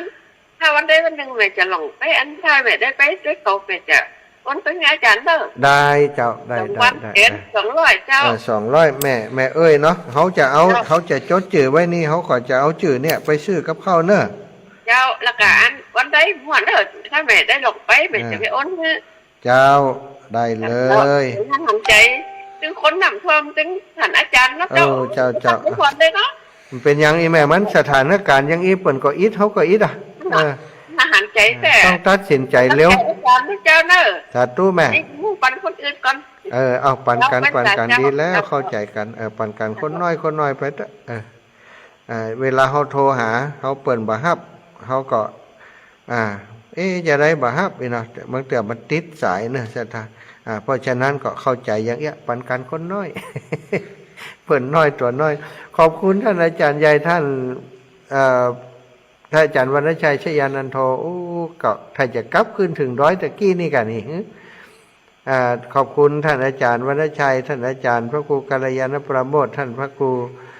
วิพัฒน์บุญญาสารเนาะแล้วก็ท่านพระครูอภิวัฒนวิกรมทีมงานทุกคนทุกท่านที่มาช่วยเหลือพี่น้องลำปางเมตตาได้เดินทางมาในวันนี้เข้าไปในพื้นที่ลุยน้ำลุยโคลนกวาดขยะกวาดขี้เปื้อนขี้ตมด้วยกันบอกฮู้จะกล่าวคำใดเนาะท่านอาจารย์ได้หันจิตหันใจติอยู่ในลึกๆของครูบาอาจารย์แล้วภูมิใจที่ได้อยู่รับใจครูบาอาจารย์เนอะอาจารย์เจริญพรแม่เจ้ากราบไหว้สาเจ้าแม่ร่วมทำอันนี้บ้านเฮา50เนอะเอาบ้านเฮา50บ้านเขาแหมจ้ะแล้วก็บ้านอันอย่างก็ยังว่าเป้าอย่าง50เนอะกัญจนาไสลินเจ้า50บวก50โอเคเป็น100เป้า50เจ้าวันนี้อยู่ทางใดนะจ๊ะบัดเดี๋ยวนี้อยู่อันบ้านวังเหนือแม่วัดบ้านใหม่วัดแพะใต้วังเหนือเดี๋ยวก็จัดรายการแล้วก็กลับเอาสีน้ำฟอนเท่าน้อยน่ะสาธุอายุวันโนสุขังพละปอนชันลุงเหมียนได้ตอบลุงเหมียนสถานเนาะก็แจ้งให้ทราบอีกรอบหนึ่งกันแล้วกันสำหรับ ตอนนี้โครงการที่ครูบาอาจารย์จะลง4 กับ 25นี่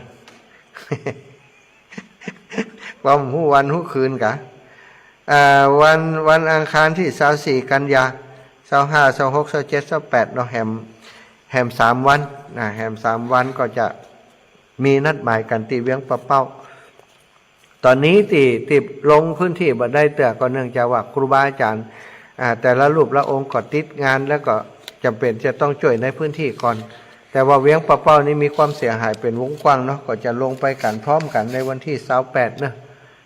มีหลวงพ่อใหญ่ที่เมืองฝางหอมมาแฮม 3,000 บาทตะกี้เนาะแต่เจ้าครูบาอาจารย์ที่รวมกันพร้อมกับของอาตมา4 ปันท่านครูบาอาจารย์ 3-4 รูปนั้นได้มา6 ปันก็เป็น 10,000 บัดเดี๋ยวนี้ก็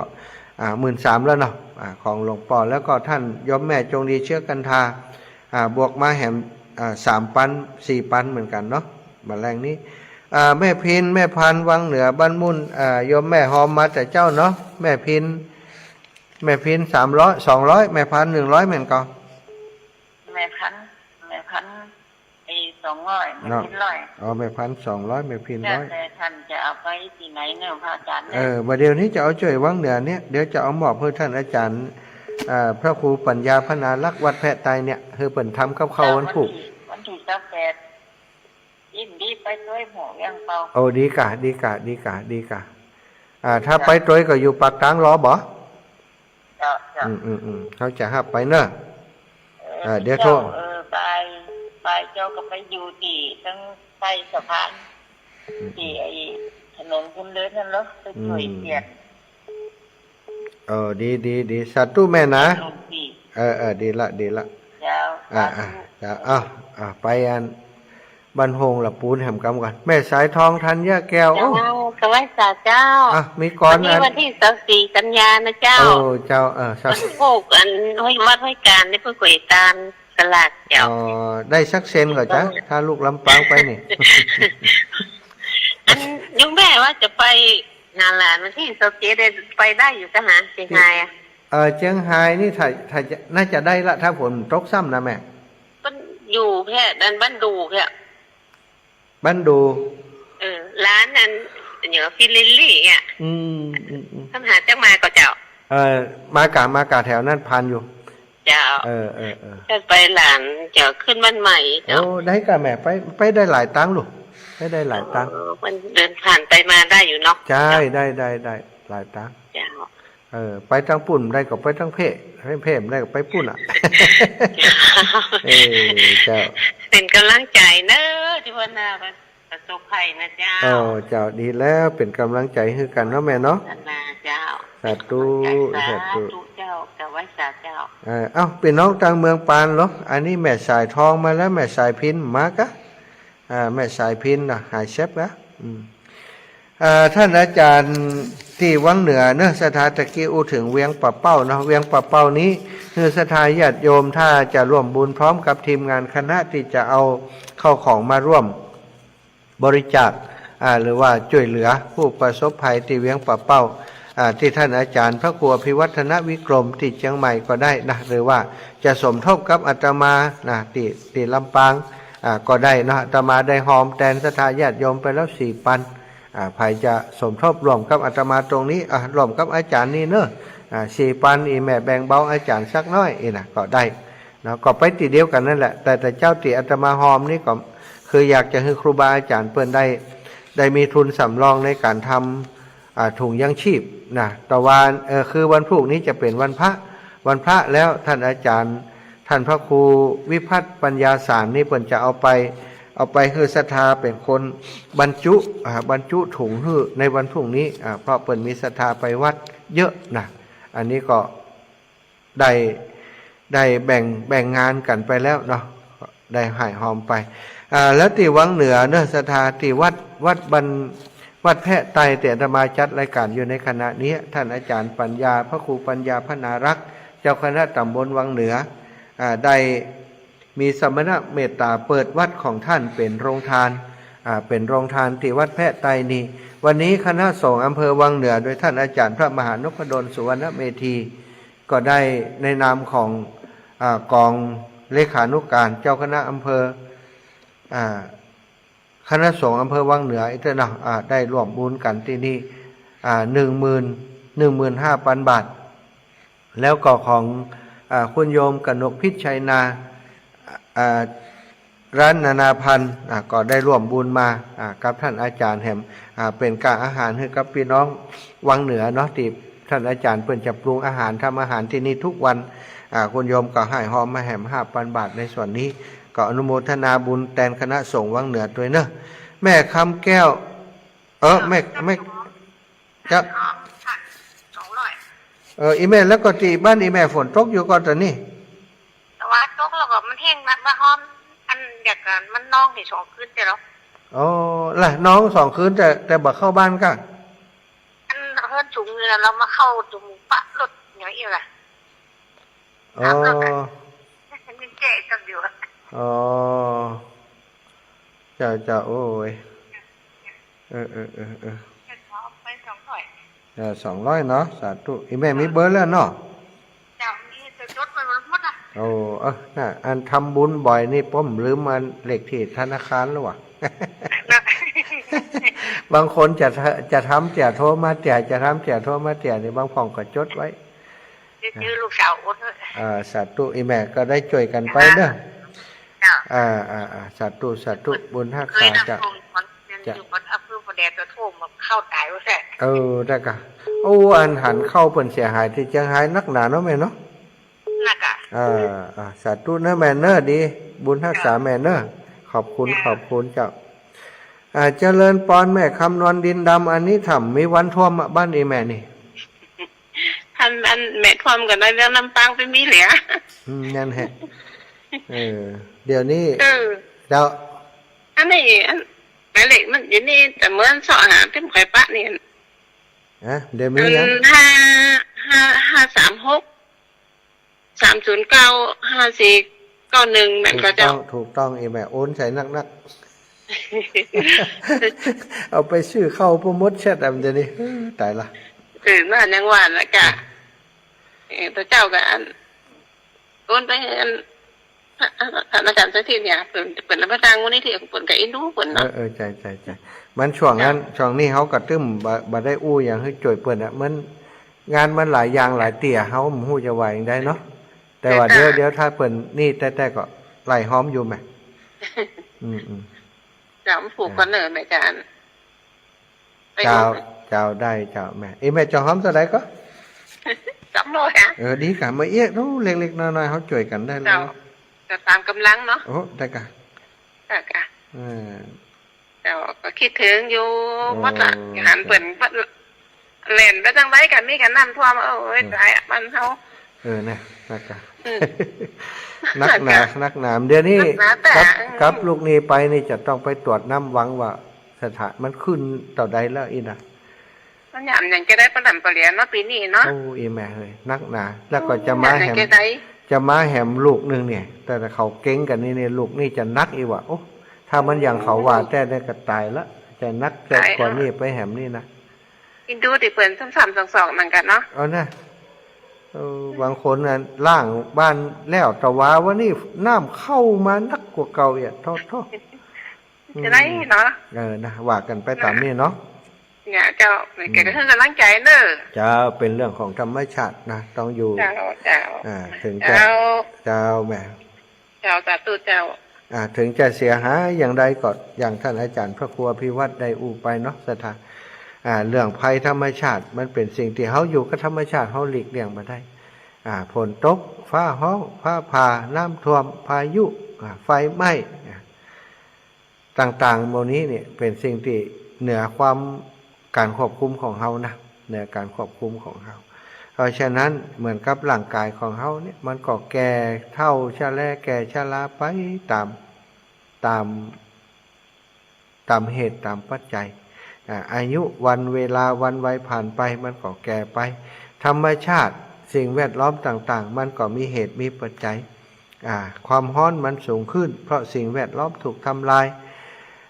ที่แม่น้ำลำคลองต่างๆคนเนี่ยโอ้ศรัทธาญาติโยมมีที่ดินที่อะไรอย่างก็พยายามเอาไปชิดติดน้ำติดอย่างใดมันติดแต่ถมดินถมอย่างเข้าไปทำผนังขึ้นมากันตีกว้างขวางเมื่อก่อนเวลาน้ำท่วมน้ำนองมามันล้นฝั่งล้นตะลิ่งแต่เดี๋ยวนี้มันล้นมาได้ศรัทธามันถูกบีบถูกบังคับคือมันมาต้อมมาจอมคือมันสูงมันก็เลยพอมันกระจายไปมันได้มันก็วิ่งตรงไปตามหอมตามหูอย่างต่างๆไปมันก็เลยกลายเป็นน้ำที่มีกำลังแห้งเพราะมันได้กระจายเหมือนสมัยก่อนนี้ก็ยังจำได้เนาะอยู่กับหมู่บ้านอยู่กับชุมชนบ้านนอกนี่ฝ่ายสมัยก่อนนี่เป็นฝ่ายที่เปิ่นเอาไม้ไผ่นะซะท่าเอาไม้ไผ่เนี่ยนะมาตีลักตอกลักเนี่ยเอาแส้เข้าใส่ตีลักตอกลักไปเป็นจั่นแล้วมันจะอันฝ่ายนี่มันจะยาวหน่อยความกว้างนี่มันพอจะได้แต่ความยาวของฝ่ายที่ไปตามสายน้ำเนี่ยเพิ่นก็ตีขึ้นมาเป็นจั่นเนี่ยถึงจั่นตั้งหน้าจั่นสุดท้ายนี่มันจะอยู่สูงจั่นตั้งหน้านี่ศรัทธาญาติโยมปรากฏว่าขี้ดินขี้โป้นะมันมาทักเตียนหน้าฝ่ายเพิ่นว่าหน้าฝ่ายเนาะมันจะนี่มันก็จะอยู่สูงแต่เป็นส่วนใหญ่จะเป็นขี้ดินมาทักนะทรายมาปุ๊บถ้าทรายไหลมามันก็ล่นไปในฝ่ายไอ้น่ะปีต่อไปเพิ่นก็มาตีเสริมให้ตีเพิ่มตีเพิ่มที่มันชำรุดตีเพิ่มไปน้ำเวลาน้ำฝนน้ำนองมามันก็ลูบฝ่ายไปเหี่ยศรัทธามันลุบไปพร้อมกับขี้ทรายขี้ดินอย่างต่างๆก็ลุบลงไปอยู่ในฝ่ายก็พุทธนะสมัยก่อนนี้ฝ่ายบักข่อยได้พุทธได้อย่างเพราะว่ามันอยู่แบบอันทำฝ่ายแบบธรรมชาติเลยศรัทธามันยึดมันนี้กันไว้ถ้าน้ำล้นมันก็ลุบไปเหี่ยมันแบบเป็นอย่าง แต่บัดเดียวนี้ฝ่ายสมัยนี้เป็นฝ่ายคอนกรีตฝ่ายคอนกรีตนี่มันเป็นบอกบัดทุกเนาะเวลาดินมาเตอร์มาเต็มตั้งหน้าเนี่ยพื้นที่หน้าฝ่ายก็เหมือนครับตัวนี้แต่ที่นี้น้ำหนักดินกับนี้น้ำหนักน้ำกับนี้เวลาน้ำนองมานี่มันเลยกลายเป็นกั้นฝ่ายสูงขึ้นน้ำมันก็เลยล้นออกตั้งข้างปุ่นข้างเพ่ล้นออกข้างปุ๊บมันก็เจาะฝ่ายนี่นะเจาะมันโจกลงไปปุ๊บโอ้ฝ่ายบึ้งฝ่ายบ่มไปอ่างเก็บน้ำแตกเนี่ยมันก็น้ำก็เลยทะลักเข้าไปบ้านพี่น้องชาวบ้านอันนี้ก็ส่วนหนึ่งและอีกส่วนหนึ่งคือการแปลงบ้านนะบัดเดียวนี้ถนนสูงเจ้าบ้านเวลาแปลงบ้านก็ถมขึ้นมาฮือเต่าถนนฮือสูงกว่าถนนถนนก็แปลงสูงขึ้นไปแหมเจ้าบ้านก็ถมขึ้นไปแหมบางบ้านที่เปิดมาได้ถมเดี๋ยวมันมีตั้งถมอยู่แบบเก่าเวลาฝนตกมาตกมาได้เนี่ยกับสถานกระท่วมแล้วถ้าเป็นฝนที่มาตกจากตกนักไหลมาจากป่าจากเขาจากน้ำเนี่ยมันก็เลยมาท่วมพื้นที่ที่เปิดมาได้ถม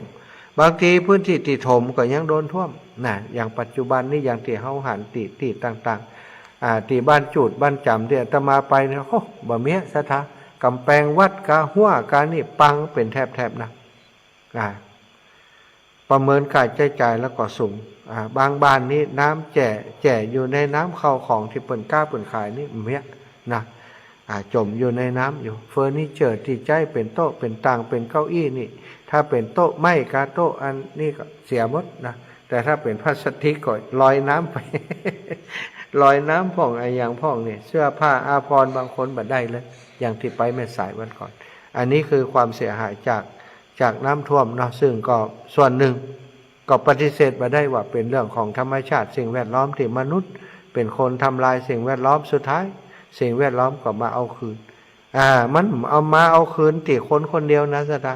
คนทั้งโลกหมอนั้นทำลายคนเดียวเนี่ยแต่คนทั้งโลกต้องรับผิดชอบบ่รับผิดชอบได้อย่างใดอย่างเนี้ยอย่างน้ำท่วมเนี่ยถ้าบอกว่าเรื่องของสิ่งแวดล้อมเกิดจากสิ่งแวดล้อมที่เขาไปทำลายเพิ่นข้าเจ้าไม่ได้ทำลายหรอกแต่คนอื่นทำลายคนอื่นทำลายมันยังไปทำลายคนอื่นธรรมชาติมันจะอู้อย่างนั้นหรอมันก็ว่าสู่พวกเดียวกันเนี่ยกันเนาะ สู่มันพวกเดียวกันเนี่ยนะมันก็เลยกลายเป็นเรื่องที่เขาจะต้องเจอทุกครั้งในฤดูฝนเขาก็จะเจอฝนตกน้ำท่วมแบบนี้เนาะสถานแต่ว่าบางปีมันบัดนักขนาดนี้ปีนี้เป็นอย่างก็บ่ฮู้นะก็อาจจะเป็นเกี่ยวกับว่าธรรมชาตินี่มันเสียหายรุนแรงมันก็เลยกลายเป็นว่าฝนเลยตกรุนแรงตอนนี้เหมือนกับฟ้าหัวใช่ไหมตกที่ไหนก็น้ำท่วมที่หั่นตกที่ไหนก็น้ำท่วมที่หั่นก็เป็นสิ่งที่ต้องระมัดระวังกันเนาะพี่น้องชาวลำปางทุกพื้นที่ทุกอำเภอตอนนี้ตั้งติดน้ำวังก็เฝ้าระวังกันตั้งแต่อำเภอแจ่ห่มลงไปเนอะอำเภอแจ่ห่มคืนนี้เดี๋ยวจะแวะที่แจ่ห่มก่อนแจ่ห่มคิวข้อหมาก็จะปล่อยน้ำเข้าไปแถวแจ่ห่มแถวตัวเมืองแถวบ้านลุกแถวอย่างนี้เปิ้นบอกให้ระวังนะว่าน้ำจะขึ้นก็ขอให้ศรัทธาที่อยู่ตั้งแจ่ห่มโยมน้องที่อยู่บ้านลุกเราเป็นอย่างใดพ่องนี่น้องโยมน้องไลฟังรายการทุกปีอยู่ก่อนถ้าฟังอยู่ลองอยากจะทราบว่าตั้งบ้านลุกแถวติดน้ำมันแม่สอยเนาะที่แจ่ห่มนี่เป็นอย่างไรพ่องน้ำขึ้นสูงแล้วยังเพราะตอนนี้นี่น้ำจากอันเขื่อนกิ่วข้อหมาเนาะที่ปล่อยลงไปตั้งหลุมนี้จะน้ำวังน้ำสอยนี่ก็จะขึ้นแล้วนะแถวบ้านสาแถวแจ่ห่มในอำเภอแจ่ห่มแล้วก็แถวบ้านสาเนาะแถวบ้านสาบ้านแป้นบ้านสานี่ก็เป็นพื้นที่ที่เฝ้าระวังกันอยู่วันนี้ก็มู้จะเป็นอย่างไรพ่องเนอะเดี๋ยวก็จะแวะไปหลายๆจุดนะตั้งแต่แจ่ห่มล่องไปก็จะพอตัวตั้งหน้าเขื่อนเนาะหน้าเขื่อนแถวกิ่วข้อหมาลงไปนี่ในพื้นที่เทศบาลแจ่ห่มวิเชษนครไปถึงบ้านแป้นบ้านสานี่ที่เคยท่วมอยู่เป็นประจำเนาะบ้านวัดโป่งชัยของท่านอาจารย์ตุลุงจำได้ละ เพราะโป่งชัยชายทุ่งวัดโป่งชัย ท่านอาจารย์ก็ต้องระวังเด้อหรือว่าขึ้นแล้วก็บ่ฮู้น้ำนะสายนั้นถ้าขึ้นก็ขึ้นรุนแรงเหมือนกันตอนนี้น้ำจากเขื่อนกิวเข้ามาต้องปล่อยลงไปเขื่อนกิวเข้ามาปล่อยลงไปก็จะเข้าไปเขื่อนกิวล้มก็ต้องปล่อยต่อที่บอกว่าลำปางน้ำจะสูงขึ้นก็คือเป็นแบบเนี้ยนะสถานก็เป็นห่วงพี่น้องลำปางวันพรุ่งนี้ก็จะนำความช่วยเหลือไปช่วยพี่น้องที่ลำปางคงจะเป็นทำอาหารคงบัดตันละเพราะทีมงานของอาตมาที่ช่วยกันที่ผ่านมาเนาะวันนี้วันค่ำก็อิดก็เหนื่อยกันวันพุธก็คงจะเป็นการซื้อข้าวกล่องตามตลาดต่างๆที่มีคนทำอยู่ซื้อข้าวกล่องไปร่วมบริจาคกับศรัทธาญาติโยมที่เปิดอยู่ในพื้นที่ที่ประสบภัยเนาะในพื้นที่ของเกาะคาในพื้นที่ของเกาะคาแล้วก็ห้างชัดเกาะคาเสริมงามเนาะหล่องลงไปตามสายน้ำวังเนาะริมน้ำเจริญปอนแม่แสนเด้อเจ้าแม่แก้วกันทะวังฟองอีเด้อรับเด็กกะสวยพงเด้อเจ้าอีแม่ไปงอมแม่เด้อนี่ดูไปเหมือนกันเนาะนั่นบัดว่านะฟังเป็นอู้กับน้ำแตกก็ออกนะถ้าบ่ลงพื้นที่ก็บ่หันนะหันแล้วบ่ช่วยกล่อมได้นะแม่มันก็มีจำเป็นเนาะแม่นล่ะช่วยกันป้ายเนาะช่วยกันป้ายแม่เฮาอูใดไปใดก็จำเป็นต้องทำเจ้าสาธุนะแม่นะเจ้าพี่น้องทางขวางเปาพุ่นเนอะขวางเปาจอมทองเจริญพรแม่สมบูรณ์วงแสนเป็นได้บ้านได้ศิลาทองบ้านว่ามันก็หน้าฝนมันตกอยู่ตลอดเจ้ากะอย่างก็แม่ขอหอมไปด้วยเหนือทั้งนะเจ้าแต่มันได้โอนเท่าไหร่นะแม่สมบูรณ์วงแสนจะหอมเท่าไหร่200หน่อยเจ้าแต่จะไปแจกไปปัดก็นั่นน่ะหอมไปก็สะปะแม่เนาะซื้อข้าวซื้อหยังลงแจกเปิ่นซื้อกับข้าวมาปรุงอาหารทำก็ว่าไปไปวันละ2 รอบแม่รอบเจ้ารอบบ่ายรอบเจ้าเป็นยังเปิ่นเดือดร้อนก็ต้องช่วยตอนนี้ทำช่วยตอนนี้เปิ่นหายแล้วเปิ่นก็ต้องการเขาช่วยช่วยตอนที่เปิ่นลำบากสัตว์ตัวนะแม่เนอะทำเนี่ยเนาะไปนาเนาะหัวแม่เขาอายุเขาจะอยู่ต่อได้ทำไปเนาะเป็นสะพานบุญให้ศรัทธาญาติโยมเปิ่นได้เตียวได้ข้ามได้ผ่านแล้วคนผูกนี่บางทีแม่จะคือเขาโอนเจ้าได้จ้าสาธุนะแม่นะเจ้าอ้อยสาเจ้าตุลุสาธุแม่สมบูรณ์บ้านไหลศิลาทองเนาะศรัทธาญาติโยมก็ขอบคุณไปหาทีมงานด้วยนะอันตึ้มได้ปั่นปอนให้เปิ่นศรัทธาโยมแม่หอมเถินบุรีเนาะบ้านนั้นชุมชนสันติภาพแม่ย่าสาลีนะก็สันติภาพ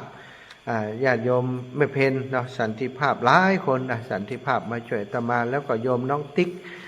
วินัสนีแก้วเดียวบันถกหัวช้างปลาแก้วแม่บัวไขแล้วก็โยมไหมนะโยมไหมลุงแสงและโยมเหมียนที่มาช่วยอาตมาวันนี้โยมฟองพินแต้มคมน้องสาวเนาะพร้อมกับน้องสมเกียรติก็มาช่วยเจริญปอนแม่อุ้ยจันตาสุทธนูบ้านลูกเดียวจะได้มูลตีลำปางมันอยู่ไกลลำบากลำปางตาใดไกลตาใดฮั่นปลาไปมาตั้งแค่ตั้งหนองตั้งอย่างก่อนนะทำอย่างนั้นทำคืออย่างก่อนนะก็ขาทิ้งแบบตั้งหนองก็ทิ้งแบบตั้งหนองกระทิ้งอำเภอเมืองกะเนาะแม่ว่าเตียนแม่ช่วยก็ป้อยแม่ว่าจะเอาขอโอนไปเงินตุลุงร้อยนะได้กะจะถ้าจะโอนไปติดตุลุงก็ได้ถ้าแม่จะรวมกับคืนสีขาวก็ดีพระครูอภิวัตรท่านกับพระครูใจกับพระครูอภิวัตรก็ได้แล้วแต่เจ้าแล้วเหมือนร้อยสีสองเมืองเลยแม่ก็บดเข้ามาแล้วได้ดีขอบคุณเจ้าสาธุเจ้าหลวงปู่เปิ่นออกรายการเปิ่นก็จะได้อู้ให้ฟังเนาะเจริญพรแม่รัตดาอาการเลื่อนวันใดแม่โอนไปเดียวนี้เลยเนอะ โอ้อย่างมาเลี้ยวแต่ว่าไผโอนอ่ะอีน้องยากะน้องยาแล้วก็โอนไอ้เบอร์โทรศัพท์ไปเบิ่ม อ๋อ มีไหน300เจ้าแต่จะหอมที่ไหนก็หอมเตอร์ได้อีแม่หอมไปหอมก็หลายอย่างกับเข้ากับปลาอย่างที่ไหนติดตู้ลูกไปก็อีแม่ก็นึกว่าเป็นกับเข้าอีแม่น่ะเนอะเพราะว่ามันเป็นเงินก้อนเดียวกันเจ้ากับไปศาลเจ้าจะอาบุญรักษาโยมแม่เด้อก็มาบอกกันเนอะเจ้าโยมแม่ออกอย่างเงี้ยออกรายการอย่างเงี้ยแม่มีอย่างแม่ก็หอมมาตั้งรายการอย่างเงี้ยเนอะเจ้าขอให้แม่อยู่ดีมีสุขสาธุขอบใจน้องยาด้วยขอบใจน้องยาด้วยมันฮักอีแม่ดูแลอีแม่เมินๆนะน้องยาเด้อสาธุน้องยาเนาะคนดูแลโยมแม่เนาะโยมแม่เปิ้นบกรเปิ้นก็เนี่ยอย่างคนเดียวอย่างได้โมดัสธาต่อมาอันมีปัญหาเรื่องของตาเนาะของตาโยมแม่ตาหันระยะไกลบ่ค่อยหันอย่างก็จำเป็นต้องมีคนดูแลน้องยาเป็นเหมือนกับลูกโยมแม่นะได้ข่าวว่าช่วงก่อนจะไปอยู่ที่อื่นโอ้โยมแม่เป็นบัดรับบัดนอนแต่ตอนนี้มันไปไหนแล้วอีโลโยมแม่คำแก้วห้องแห่ใหม่ว่ายังได้ไม่โอนไปแล้วดื้อโอ้อย่างมาโอนเร็วเอาโอนกี่น่ะสาธุแม่บุญรักษาแม่เนอะเจ้าโอนจะบอกเจ้าขอแม่อยู่ดีมีสุขเจ้าโยมแม่ดีละศรัทธาก็จะได้สตางค์ไปต่อบุญเติมบุญให้อีแม่เปิ้นเฮาวันพรุ่งนี้นะ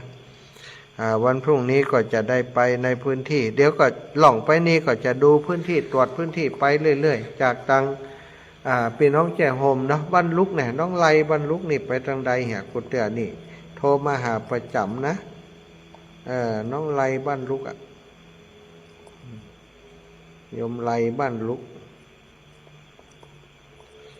วันนี้ไปทางใดมหูอีละพอแล้วจะเช็คว่าน้ำบรรลุขึ้นค่ำขึ้นได้นะ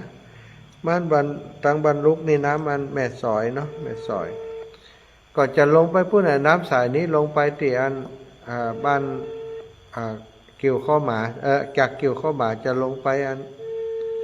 จะไปเขื่อนกิ่วลมเนาะเช็คเป็นกรรมว่ายังได้ไม่รับใช้อยากจะรู้สถานการณ์น้ำเนาะอินละน้องไหลก็แล้วก็น้ำขึ้นก่อนน่ะน้ำสอยบอกหูทุกปีน้องมาได้ลงไปพอนะเป็นว่าน้ำสอยอันของเขาน้ำสอยอันน้ำอันท่าของน้ำวังมันมาสายได้ตั้งใดน้ำมันหม่องเจ้าสายปุ้นแหละน้ำมันหม่องมันสับผ้าแล้วก็บรรลุเขานี่น้ำสอยเนาะน้ำสอยนี่มันเป็นอย่างแต่ว่าสายปุ้นเขาจะปล่อยน้ำมาน่ะเจ้าทำไมบ้างนะ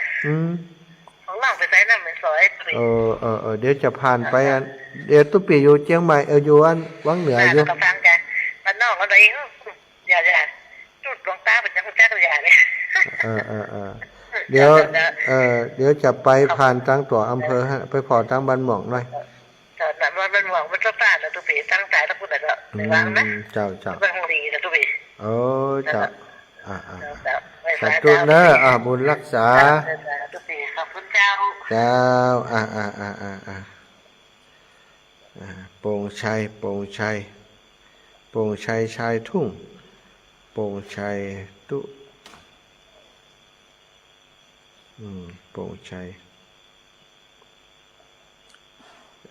ตังศรัทธาญาติโยมที่ลำปางเนาะลำปางนี้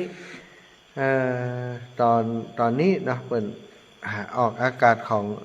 106.50 เมกะเฮิรตซ์นี่ของท่านอาจารย์บวรวิทย์ส่วนคนที่เปิดฟังจากคลื่นดารุณีพี่น้องลำปางที่อยู่ในพื้นที่ที่น้ำจะท่วมอย่างใดเนาะถ้าสมมติว่าน้ำขึ้นสูงแล้วได้รายงานแจ้งมาให้จิมนะเผื่อบางคนที่เปิดฟังรายการอยู่เปิดจะได้ระมัดระวังตัวด้วยโยมแม่ถนอมพรุ่งนี้จะหาเวลาไปแอวหาแม่เนอะ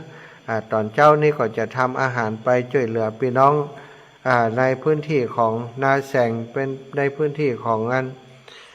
นาแก้วตะวันออกเนาะซึ่งน้ำท่วมแล้วนะตอนนี้น้ำท่วมสูงแล้วถ้าวันนี้น้ำตังบนหนุนลงไปแหมก็คิดว่าน่าจะสูงขึ้นก็จะได้ลงไปดูไปเยี่ยมยันหมู่พี่น้องที่อยู่ทางท้ายน้ำเนาะของน้ำวังที่ไหลลงไปจากเสริมงามไปเถินไปแม่พริกนี่ต้องติดตามกันต่อเนื่องถ้าฝนตกตังปุ้นเพิ่มเติมแหมตะกี้เสริมงามมีคนแจ้งมาว่าฝนก็ยังตกต่อเนื่องอยู่เนื้อท่านอาจารย์เนาะอาจจะบอกเลขที่บัญชีของท่านอาจารย์พระประหลัดเอกพลซึ่งทำโรงทานที่วัดแพะไตไปช่วยพี่น้องวังเหนือเนื้อสถาเลขที่บัญชี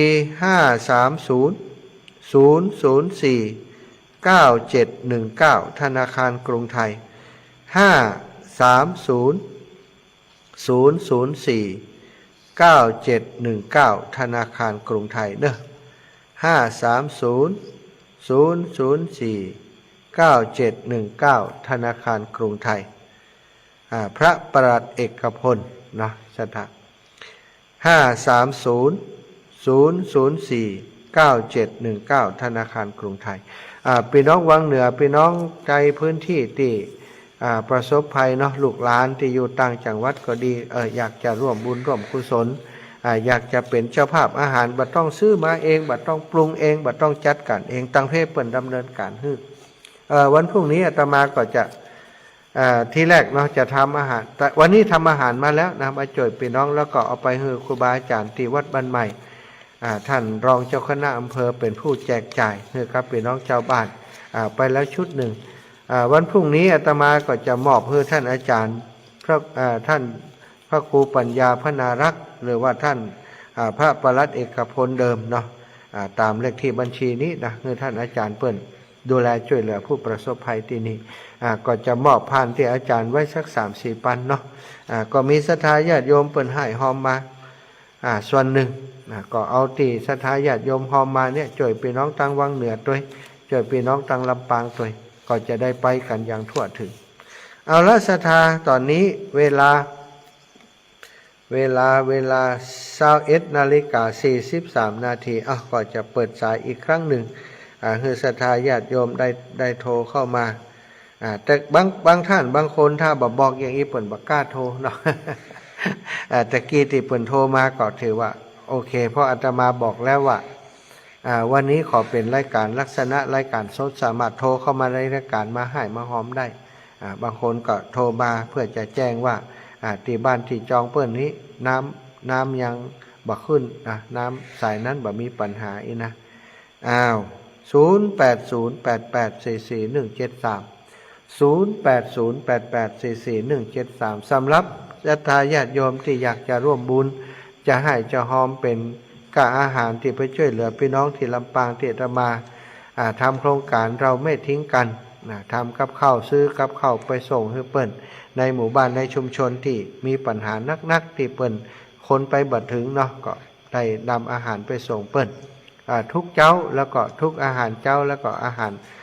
กลางวันตลอดถึงถ้ามีเวลาก็ทำในช่วงตอนเย็นอีกวันหนึ่ง3 รอบแล้วก็กระจายไปในพื้นที่ที่เปิ้นบ่มีอาหารเนาะในพื้นที่ที่ประสบภัยน้ำท่วมเข้าออกลำบากบ่มีอาหารกินอย่างเงี้ยนะก็จะลงพื้นที่ไปศรัทธาจะร่วมบุญอาตมาก็เจริญพรได้5363-095-491เลขที่บัญชีที่อาตมาใช้ในการช่วยเหลือสังคมอยู่ในตอนนี้5363-095-491นะศรัทธาเจริญพรโยมแม่หอมอาหารตัว200หอมอาหารตัว200พอเข้านอนนะกะพอเข้านอนนะกะเข้ามาหมาหนูไปนอนแล้วได้น้ำมูกตกตัวตัวนี้ฟังเลยเจ้านั่งฟังทุลุกอยู่แหละ200ก็เดี๋ยวจบรายการก็จะเดินทางแล้วอีแม่เจ้าแม่กะอาหารเนาะก็ทุกงานติดตุลุกซื้ออาหารไปอีแม่ก็ถือว่าเป็นเงินส่วนเนี้ยเนอะถ้าอาหารตุลุกทำบุญที่ไหนเรื่องอาหารอย่างนี้ก็อีแม่ได้หอมแล้วเอกะอันนี้ก็เดี๋ยวก็จะเอามอบให้ท่านพระครูที่วัดบ้านแพะไตนี้ไปส่วนหนึ่งอีแม่สัก 30 ปัน เนาะสาธุนะแม่เนอะสาธุแม่สาธุสาธุจ้าแม่จ้าช่วยกันไปศรัทธาเพราะว่าเดือดร้อนทั่วทุกยอมญาติเนาะเขาจะไปเลือกละที่รักมักที่ชังตรงนั้นช่วยตรงนั้นบ่ช่วยก็คงบ่ใจเนาะก็เลขที่บัญชีของท่านพระอาจารย์พระครูประหลัดเอกพลเนอะหรือว่าท่านพระครูปัญญาพนารักษ์วัดแพะไตรสมปานเจ้าวาดวัดแพะไตรเจ้าคณะตำบลวังเหนือคือ530-004-9719 ธนาคารกรุงไทยชื่อว่าพระประหลัดเอกพลนี้เป็นชื่อเก่าเพิ่นปัจจุบันนี้ท่านพระครูเป็นพระครูปัญญาพนารักษ์530-004-9719 ธนาคารกรุงไทยวันพรุ่งนี้ถ้าไผ่จะทำโรงทานไปโดยอาตมาหรือว่าจะให้อาตมาฮับไปส่งก็แจ้งมาได้เนอะ0808844173ที่ทราบแน่นอนแล้วก็คือแม่บัวเย็นจันทบจะร่วมวันพรุ่งนี้ก็คงจะเป็นตอนสายๆตอนค่อยๆอย่างวันเนี้ยนะ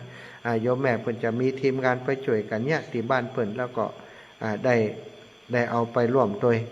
วันนี้ก็จะมีรถไปวันพุธเนาะก็จะมีรถไปฮับที่บ้านอีแม่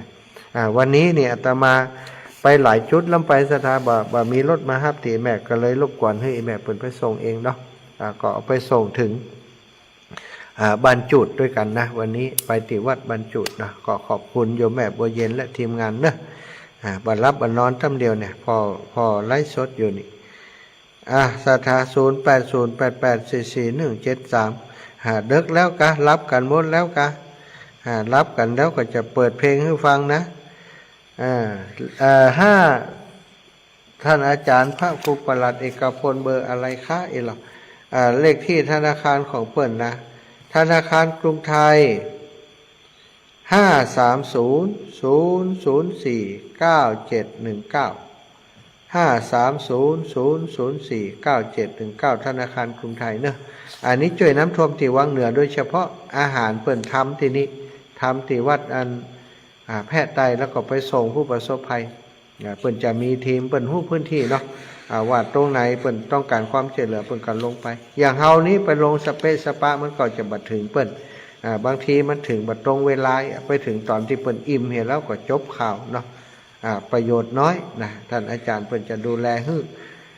อาตมาก็กระเดียวก็จะเอาปัจจัยที่ศรัทธาให้หอมมาเนี่ยเนาะสรุปสักกรรมบอสตะกี้ที่เปิ่นหอมมานี่นะมีไผ่ฟองเนาะแม่จันดีแม่จันไผ่มาแหบเจริญพรครับอาจารย์วันนี้ครับครับผมผมอยากจะหอมสัก500นะโอ้อาจารย์ขออนุญาตจดชื่อครับเจริญอาทิตย์ครับ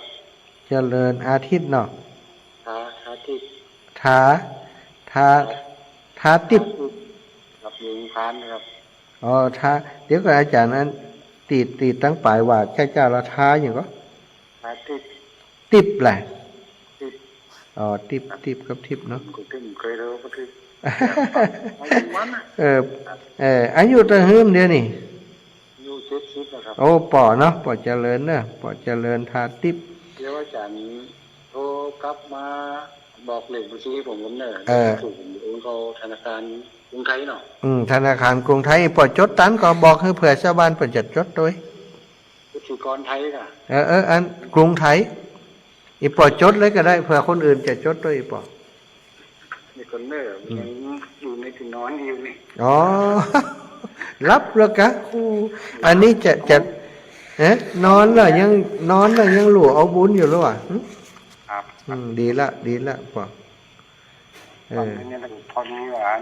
อยากจะใส่หอมเนี่ยล้ออาจารย์บอกกันเลขบัญชีเลขมือโทรศัพท์นะครับจดได้เดียวนี้ก็เลขโทรศัพท์นี่ครับโอ้ยินดีบัญชีอย่างก็ครับ53 63 09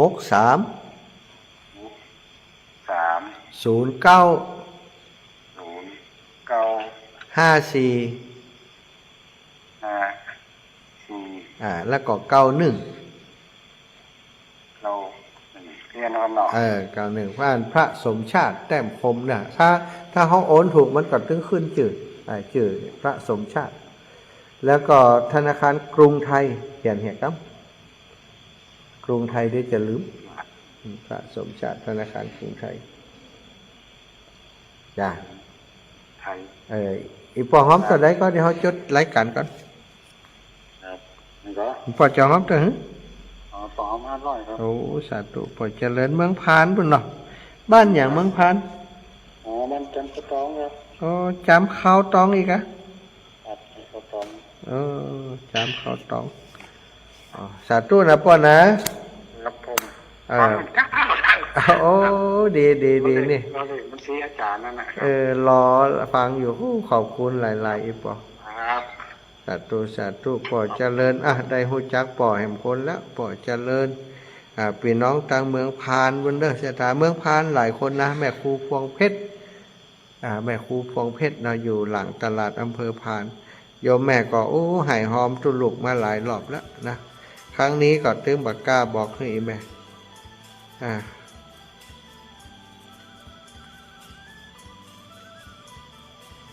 สาธุเอาละ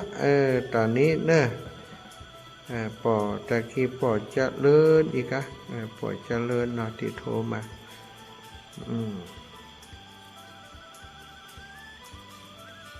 ปอเจริญนี่พี่น้องเมืองพานนะบันทึกไว้ก่อนนะเดี๋ยวจะลืมโยมพ่อเจริญทาติบบ้านจำเขาตองอำเภอพาน